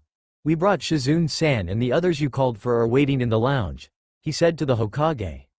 Thank you, Wolf, Naruto said before the Anbu operative vanished and returned to his spot in the tower. The young Hokage then looked towards the young Jonin. When he glanced at Shizune he saw her smiling at him. Congratulations Naruto-kun, it seems that you actually did it. I knew you were going to be Hokage one day but I didn't expect it to be this early. Naruto smiled at the woman he considered to be like an older sister to him. Thank you Shizune-ni-chan. I actually called you here today to ask you to be my assistant like you were to Ban. Shizune looked slightly surprised at the offer but then she smiled at the Hokage. Of course Hokage-sama. I'll happily be your assistant, she chirped happily. Naruto smiled at her acceptance as he stood up to shake her hands. Thank you, this really means a lot to me, and frankly I really need your help to organize things, he told her sheepishly, causing her to smile. Don't mention it Naruto, I am more than happy to be your assistant and secretary, she assured him. That's great Shizune-ni-chan, I guess we could begin tomorrow, for today I suggest you to get some rest first before the job begins. Shizune nodded, I'll do just that Naruto-kun, see you tomorrow, she said before exiting through the front door, but before she leave the office Naruto called out to her. Shizune, before you leave could you please call in Konohamaru, Shikamaru, Genma, Anko, Ibiki and Iwashi to come here. Of course Naruto-kun, she replied. Naruto went back to his seat as he awaited the ninjas he called for. Soon one by one they arrived and Naruto smiled upon seeing them. What did you call us here for Gaki? Asked Anko as Ibiki groaned. Anko, this is our Hokage. He isn't the same person we met during the Chunin exams, he said. Konohamaru was also standing in the room but he was admiring his boss in awe. He had finally become Hokage as he predicted. Seeing Naruto as the Hokage made Konohamaru smile. This only strengthened his resolve to be the Nanadem Hokage. Naruto chuckled at the interactions of both Ibiki and Anko. He did not notice the look on Konohamaru's face. Well actually I called you all here for certain reasons, he told them as the 6 began to straighten out in front of the Hokage. I would like to congratulate each of you first and foremost. During my council meeting earlier today I spoke to the council about all 6 of you and I nominated each of you for a promotion. Naruto told them with a smile. The 6 ninjas were surprised by the news. Naruto then grabbed the 6 scrolls laid in front of his desk. Each scroll contained the items and documentation for their promotions. Naruto handed each one to the 6 ninjas in front of him. Konohamaru was given a Chunin scroll. Iwashi was given the Tokubetsu Jonin scroll, and Shikamaru, Ibiki, Anko and Genma were given the Jonin scroll. Each gratefully accepted the scrolls gleefully. The happiest among the group were both Anko and Konohamaru. Both had large smiles plastered on their faces, the others merely smirked at their promotion. The Hokage then faked a cough to get their attention. The 6 straightened out and stood proudly as they listened to their Hokage. As you can see, all of you have been promoted. I personally vouched for each of you to be promoted and I firmly believe that all of you have what it takes to live up to your expectations. I know that all of you will exceed the expectations placed upon you as Chunin, Tokubetsu Jonin and as Jonin, he said. This may be troublesome Naruto but thanks, I guess, said the lazy Nara. Naruto merely rolled his eyes with amusement. He expected this kind of reaction from his friend. Still as lazy as ever, he thought to himself. Konohamaru also stood proudly. Thanks boss, you won't regret this. I know I won't Kono, replied the blonde man. Naruto then stood up and looked at each of them. All of you are now dismissed, but Kono and Shika I need you two to stay here. The 6 nodded. Ibiki, Genma, Iwashi and Anko all left the office while the 2 youngest ninjas of the 6 stayed behind, as Naruto ordered. So why do you need us here Naruto, or should I say Hokage-sama? Shikamaru said with a smirk as he teased his old friend. Naruto groaned at the teasing of Shikamaru. I'm never going to get used to that, and you don't need to call me that. I'm too used to you calling me by my name. That goes for you as well, Kono. He then looked the two straight in the eye. I actually also called you two here for different reasons, both important though, he admitted as the two ninjas looked intrigued. Naruto looked at Shikamaru first before he spoke with his lazy friend. Shikamaru, as you know I am Hokage, and I admit I still have a lot to work on and honestly I'm learning as I go. This is why I need an advisor. You were the first person who came to mind when I thought about that, and to be honest I could think of nobody better. The young Nara groaned. He had been expecting something such as this from Naruto. He thought about the pros and cons of the position of Hokage's advisors. He admitted that he could truly help Konoha as an advisor to Naruto. Shikamaru sighed. I'm just not sure, Naruto, this position is just so troublesome? Naruto asked with a straight face before he gazed towards the newly promoted Jonin. Shikamaru, I know this job may be troublesome, but this is something both you and I must do. Asuma believed in you to protect the king, and this is the best way to do so without being Hokage. We're no longer carefree kids, Shikamaru. We can't skip class with Kiba and Choji anymore. Hell, I'm responsible for the whole village while you three are being groomed to lead your respective clans. We do not have the luxuries we used to have as kids. Shikamaru looked at Naruto slightly surprised. He thought about what he said and he realized the blonde man was right. He began to chuckle at his friend's explanation. Meanwhile, Konohamaru also looked at Naruto, surprised at the serious side he was showing. He was confused however when Shikamaru began to chuckle. What's so funny? Naruto asked. I never thought I'd see the day when you would convince me what was right from wrong. I never even thought I'd see you as mature as you were just then, he admitted as Naruto looked at his friend with a deadpan expression. So what'll be your answer, Shikamaru? He grumbled in an annoyed tone. As troublesome as this may be, I guess you were also right. Count me in, he said with a smirk on his face. Naruto grinned at the man and began to shake his hands. This is great, Shikamaru. I guess we could begin tomorrow as well. Shizune already agreed to be my assistant and she will begin the same day as you, he said as Shikamaru nodded. Alright Naruto, if that's all then I guess I'll take my leave then. Naruto nodded. Sure, no problem. See you tomorrow and don't be late, he replied as Shikamaru left the office. Now Naruto diverted his attention to Konohamaru. The Hokage looked at the young Sarutobi sheepishly. Hey there Kono, sorry about that. No worries boss, being Hokage is a busy job and I understand, he said with a smile that could rival Naruto's. So what did you need boss? He asked. Naruto merely smiled proudly at his student as he patted him on the head. Konohamaru looked at his rival and boss in a surprised manner, and as he saw his face he noticed a look of pride coming from him, the same look his grandfather gave him when he was younger. I heard about your heroics during the invasion. From what I heard you mastered what I thought you, Kono. I really am proud of you, he told him as Konohamaru began to blush at the praise. Arigato Naruto Nichan, he told him as tears began to well in his eyes. He quickly lunged towards his older brother and cried on his chest. I was so scared, Nichan. I thought I was going to die. Naruto was surprised at the sudden contact. He hugged Konohamaru back. Naruto knew what it felt to fear death, and he was close to it many times. He guessed Konohamaru was new to the feeling and so he did his best to comfort him. You're not going to die anytime soon, Konohamaru, not as long as I can help it. I mean, who is going to replace me as Hokage one day? Konohamaru looked up at Naruto with a surprised expression. He wiped the tears of his face and stepped back from the hug. Konohamaru smiled back at his rival. You're right, Nichan. I won't die until I become the Nanadem Hokage, he told him with a renewed vigor. Naruto smiled at his younger counterpart. He walked over and ruffled his hair. I know you will be Hokage on day, Kono. I have complete faith in you. But for now you're still a Chunin. I also have a possible B-rank mission for you if you're interested. This will be your first mission as a Chunin, he said. Konohamaru then forgot about his tears. He suddenly began to jump excitedly at the prospect of a high-ranking mission worthy of his talents. Finally I get a mission worthy of me. So what's the mission? He asked with gleams in his eyes. Naruto chuckled at his reaction. He was reminded of himself when he was younger. He walked over to his desk and looked over the letters he wrote. He grabbed the one meant for Tazuna and handed it to Konohamaru. Kono, I need you to gather up your team and go to the Nami no Kuni. I need you four to deliver this letter to a man named Tazuna. He owns a building company. They were old friends of mine. When you give them the letter, I also want you to escort them back to Konoha and act as their protection. Are we clear? Konohamaru nodded, the smile stayed on his face. Crystal, he said confidently as Naruto nodded. Good, you're dismissed, Kono. Good luck, he said.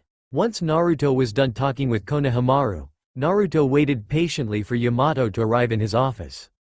After waiting a few minutes, the Mokuton user entered the office with a grin on his face. Naruto smiled at seeing his Jonin captain. Yamato Taiko, he greeted. Yamato shook his head amusingly. You don't need to call me Taiko anymore, Hokage-sama. You outranked me now, he said teasingly. Plus my name isn't really Yamato, it's actually Tenzo. Naruto was surprised for a second. Well, okay then, Tenzo, he said. Let's get back to business, Tenzo. I actually called you here to discuss the reconstruction of Konoha, explained the Hokage. Tenzo nodded and was slightly surprised at Naruto's sudden seriousness. During my council meeting we had to discuss this same topic, and during that time I recommended that you be the leader of the reconstruction project. This is for the best due to your Mokuton Kekkei Genkei, he said as he began to explain his whole plan to reconstruct Konoha to Yamato. Once Naruto finished explaining his overall plan to the former root member, he noticed the slightly surprised look at his former captain. Are we clear on that, Tenzo? He asked. Hi Hokage-sama. I will do my best to lead the current project, replied the Mokuton user. That's good. Now tell me, how long do you think it will take us to resurface the crater with the use of all our Earth users? Asked the Hokage as Tenzo placed his right hand on his chin to emulate a thinking pose. I would say it will take us roughly a week to fill up the crater, answered Yamato as Naruto nodded. Very good. I also called you here to inform you that I wrote letters to other leaders to seek help for our reconstruction. I will send the genin teams sometime later today and I will update you on the matter. If all goes well, the reconstruction of Konoha could be achieved much quicker than most anticipated, explained the Hokage as Tenzo smiled at the good news. Well, that's pretty much all I wanted to talk about, Tenzo. You're dismissed, said the young Hokage as Tenzo nodded. The Mokuton user then left the office, leaving Naruto and his clones. Once Yamato left his office, Naruto was left to his final duty for the day. He had to now send out genin teams of B-rank missions to either deliver important letters to world leaders or gather and purchase resources required for Konoha's restoration. He walked out of his office to the waiting room as he called the genin teams one by one, each of which were given a mission by Naruto. During this same time, Konohamaru was already informing his team about their mission. His teammates were surprised to say the least when they saw Konohamaru in his new Chunin uniform. Once they were broken out of their shock, the four quickly departed to Nami no Kuni in search of a drunk builder named Tazuna. Meanwhile, in the Hokage's office, Naruto sent out one genin team to Sanagakure to ask Naruto's friend the Case Cage for assistance for their repairs. Another team was sent to Yukigakure in order to deliver Naruto's letter to the famed Koyuki Kazuhana. Of course, the team was more than happy to partake in this mission. It wasn't every day you get the chance to meet a celebrity of her status. A third team was also sent out to deliver another letter. This time it was to Tori no Kuni's daimyo, Toki, another old friend of Naruto and the current ruler of the land. Once after he debriefed that team, another was also sent off on a mission, this time in search of Haruna, the daimyo of Na no Kuni. A fifth team was also given a similar mission. Theirs was to head over to Udon no Kuni to deliver Naruto's message to the daimyo of the land, Chikara. The sixth letter was sent to Shibuki, leader of Takigakure. The letter here was not only meant for help in the reconstruction effort. Due to Takigakure's vast resources, the team was also sent to purchase wood and metals to help the village's repairs. Next was a seventh letter. This time it was being sent to Omegakure to the new Amikage Konan. The team Naruto planned to send were more than nervous of their mission. This was due to Konan's role in the invasion of Pain. So instead of sending genin, Naruto decided to spare them from this ordeal. He instead sent an Anbu squad for him. The 5 Anbu members held no fear, unlike the genin team, and the Anbu members quickly made their way to Omegakure to seek help from the Amikage. Then finally, one last letter had to be delivered. This final letter was to Shion, the priestess and leader of Oni no Kuni. He blushed as he remembered his encounter with her. He couldn't believe how dense he was back then when he had agreed to make babies with Shion without even understanding what she truly meant. He recalled a somewhat similar experience with Koyuki as well. He could only sigh at his past experiences with women. With them and Hinata, it only proved one thing about Naruto. He was as dense a rock, especially when it came to women. He shook his head of such thoughts. After he sent those genin teams away on those missions, he called for some more using the help of his Anbu. This time the genin teams called to the office in order to travel to various areas such as Kusagakure and Yugakure to purchase resources for the reconstruction effort. The teams nodded and quickly left to fulfill their missions. Naruto was now left alone in his office. Sensing that there was nothing else of importance for him to do, he continued to help his clones with the dreaded paperwork for the rest of the day. Unknown location. In a hidden base of the Akatsuki, Madara along with Team Taka are patiently awaiting for the return of Kisame and Zetsu. After a few hours the two arrived in the base as well. Kisame grinned manically upon seeing Sasuke. He was reminded of his old partner Itachi. Sasuke, Karen and Jugo paid the shark-like man no mind. Suigetsu on the other hand salivated as he noticed the legendary Samahata behind his back. Upon seeing the whole group finally gather in the base, Madara faked a cough to gather their attention. The six noticed and all looked at the masked man as if awaiting orders. Good, all of you are here. Kisame, I called you back because we need you for a much more important mission. We need you to help us attack the 5-Cage summit and capture the Naruto brat. Are we clear on that? Crystal, replied Kisame. He had no problem with that whatsoever. In fact, he was actually rather excited for the mission. It wasn't every day that you could attack all 5 of the cages at once. He was full of excitement to finally test his skills against ninjas of his caliber. Good, we have a month to go before the summit begins, and so for the next month I need all of us in pristine condition. You will all stay here in our base to train and prepare for our attack. Understood? The 6 ninjas all nodded at Madara orders. Now any questions? He asked this time. This time nobody nodded their heads. Excellent, while you all stay here I must leave. Before we attack the summit I wish to recruit a member to our group. I believe he could be vital or our group. He explained to the group as the 6 of them looked at their leader with curiosity. Who do you plan on recruiting? Sasuke asked as he narrowed his eyes on the masked Uchiha in front of them. A man you and your team are all familiar with actually, Kabuto Yakushi, he said with a sinister smile. Sasuke glared at the man upon the mention of that name. The name Kabuto sent shivers down the spines of Karen and Suigetsu. The two groaned upon hearing of Akatsuki's plans on including that man's name. Oh Kami, anyone but that man. He gives me creeps as much as Orochimaru did, Suigetsu thought to himself. Not that freak. First I had to deal with the water bastard, now the snake freak as well. Kami probably hates me. I know it, Karen frantically thought to herself. Sasuke meanwhile had no problem with the choice. Though he did not like the man, he had to admit he was a powerful ninja and could be a valuable ally during their attack on the summit. Madara looked at the reactions of everyone. Nobody seemed to disagree except for Karen and Suigetsu. He decided to begin his search for the snake. Yane, he told everybody before vanishing using his space and time ninjutsu. Entrance of Konoha. The 3 Kumo ninjas Omoi, Samui and Karui all stand shocked in front of the destruction which laid before them. Samui, is this really Konoha? Asked the confused Omoi. Samui looked just as bewildered as her 2 teammates. I think it is Omoi. I mean, look at the Hokage monument, she said as she pointed to the mountain with the carved faces of the Hokages. What the hell happened here? Yelled Karui. I don't know Karui, but we should probably head over to the Hokage's office now, replied Samui. Both Karui and Omoi nodded dumbly. The trio continued to walk up to the tower. As they walked around the ruins of Konoha they couldn't help but wonder what had happened to Konoha. Before they arrived here the 5 nations all acknowledged Konoha as the greatest power among them all.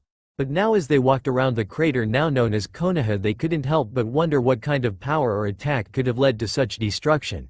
And now that Konoha was in this state they also wondered who is now considered the most powerful nation from the 5. As they made their way to the tower the people of Konoha looked at them strangely. There were whispers, murmurs and rumors floating around concerning their presence. The trio paid them no mind. After a few minutes they arrived in the tower and they were met by the tower's receptionist. The receptionist showed them the directions to the Hokage's office. As they climbed up the stairs where they were met by Shizune, the brunette then led them to the Hokage's office. She knocked into the front of the door and the 4 of them entered. Upon entering the office, the trio of Kumo ninjas had widened eyes as they saw the Hokage. He appeared to be a man their age, and he was accompanied by another man who looked just as young as he did. As Naruto sat in the chair, he raised an eyebrow at his three visitors. Shikamaru was beside him, acting as his new advisor. The two of them were surprised that Kumo ninjas were in Konoha seeking an audience with them. "Thanks, Shizune, you're dismissed," Naruto told his new secretary. Shizune bowed and left the room, leaving the five ninjas alone. The trio still looked at him confused. They were expecting to see the famous Tsunade Senju as Hokage. Thinking it was some sort of practical joke, Karui got annoyed at the blonde young man in front of her. She marched to the front of the desk angrily before Samui and Omoi could stop her. She banged both her fists on the desk. "Enough of this practical joke, brat. Where's the Hokage?" he demanded. Naruto was surprised at the woman's ferocity. He clenched his fists to control his anger at how rudely the woman treated him. "You're looking at him," he replied calmly. "I'm in no mood for jokes, Whiskers. Where's Tsunade, the real Hokage?" In the back, Shikamaru was sweating nervously as he noticed Naruto's facial features. His face was contorting to rage, an unbridled rage in fact. He hated being called Whiskers. He was as self-conscious about his whiskers as Choji was with his size. Naruto was looking at the woman in front of him with his mouth agape and with a tick mark forming in his forehead. "Did you just call me Whiskers?" he asked her. Karui rolled her eyes. "I did just call you Whiskers, Whiskers," she boldly said. In the back, the two other ninjas were getting nervous. They believed that he may truly be the Hokage. Before Samui could apologize to the Hokage, Naruto began to flare his chakra. Naruto got annoyed at the Whisker remarks. He decided to scare the three ninjas in front of him. As he flared his chakra, the room around them vibrated and cracks were beginning to form on the floor. The air was even affected, asking it hard to breathe. The trio of Kumo ninjas began to sweat nervously. They have never experienced this amount of chakra before. Not even the Raikage or their sensei Killer Bee had this much. After a few more seconds, Naruto ceased his chakra. The three then fell on their knees, gasping for breath. Naruto looked back and saw Shikamaru in the same position. He offered the man a sheepish smile as an apology. He also noticed the room, and there were cracks around his floor and walls due to the density of his chakra. Naruto sighed at the damages he caused. He wasn't able to properly control his temper. He made a mental note to call for Yamato for repairs. He looked back at the three visitors. They were all disheveled from his chakra, and he noticed a look of fear coming from them. He smirked when he saw that. Nobody called him Whiskers and got away with it. "So do you believe me now?" he asked the three. Samui was the first to get up. She walked to the front of the desk and bowed respectfully to Naruto. "Hokage-sama, my name is Samui and I lead the three of us. I am a Jonin of Kumogakure and my companions are both Chunin. The two of them are Omoi and Karui. I apologize on the behalf on my team, Hokage-sama. Please forgive my subordinate Karui for her rude remarks." "Could we please all start over, Hokage-sama?" she pleaded nervously. Naruto nodded and smiled at the blonde woman. "All is forgiven, Samui-san, just don't let it happen again." "If I may be so bold as to ask, what had happened to Tsunade-sama?" Samui asked. Naruto frowned. "Unfortunately, as you just saw, we were attacked by Akatsuki recently and Tsunade-sama placed in a coma due to it. In the end I was chosen as her successor," he explained as the Kumo Jonin nodded. The two other Chunin in the room stayed silent in the back. They kept their mouths shut in fear of angering the Hokage. "I see, for whatever it's worth, we're sorry, Hokage-sama." Naruto nodded and smiled them. "Thank you, Samui-san. But enough of the formalities, I suggest we get down to business. Why are you here in Konoha?" "It's about our common enemy, Hokage-sama. The Akatsuki have attacked our sensei and the Raikage's brother, and they managed to capture him. He is the Jinchuriki of the Hachibi," explained Samui as Naruto and Shikamaru both looked at her, clearly shocked by the unfortunate news. "Very well, I will help the best I can. We in Konoha have faced each of the Akatsuki members, at least from those we know of, and we have even managed to kill a few of them. Could you please tell me the members who attacked your sensei?" he asked them as he grabbed the files on Akatsuki which were inside one of the drawers of his desk. "We managed to identify only one of the members, Hokage-sama. All in all there were 4 of them." "That's odd. Akatsuki always go only by pairs," Shikamaru interjected. "I agree, every time we encountered Akatsuki they came by pairs." "So who was the member you identified?" asked Naruto as his curiosity was growing by the second. "We recognized him as a missing nin of Konoha, Hokage-sama," Samui said before breathing in a deep breath. "It was Sasuke Uchiha." Naruto looked at her with widened eyes while his mouth was slightly agape. He flinched when he heard the name of his best friend mentioned with the likes of the Akatsuki.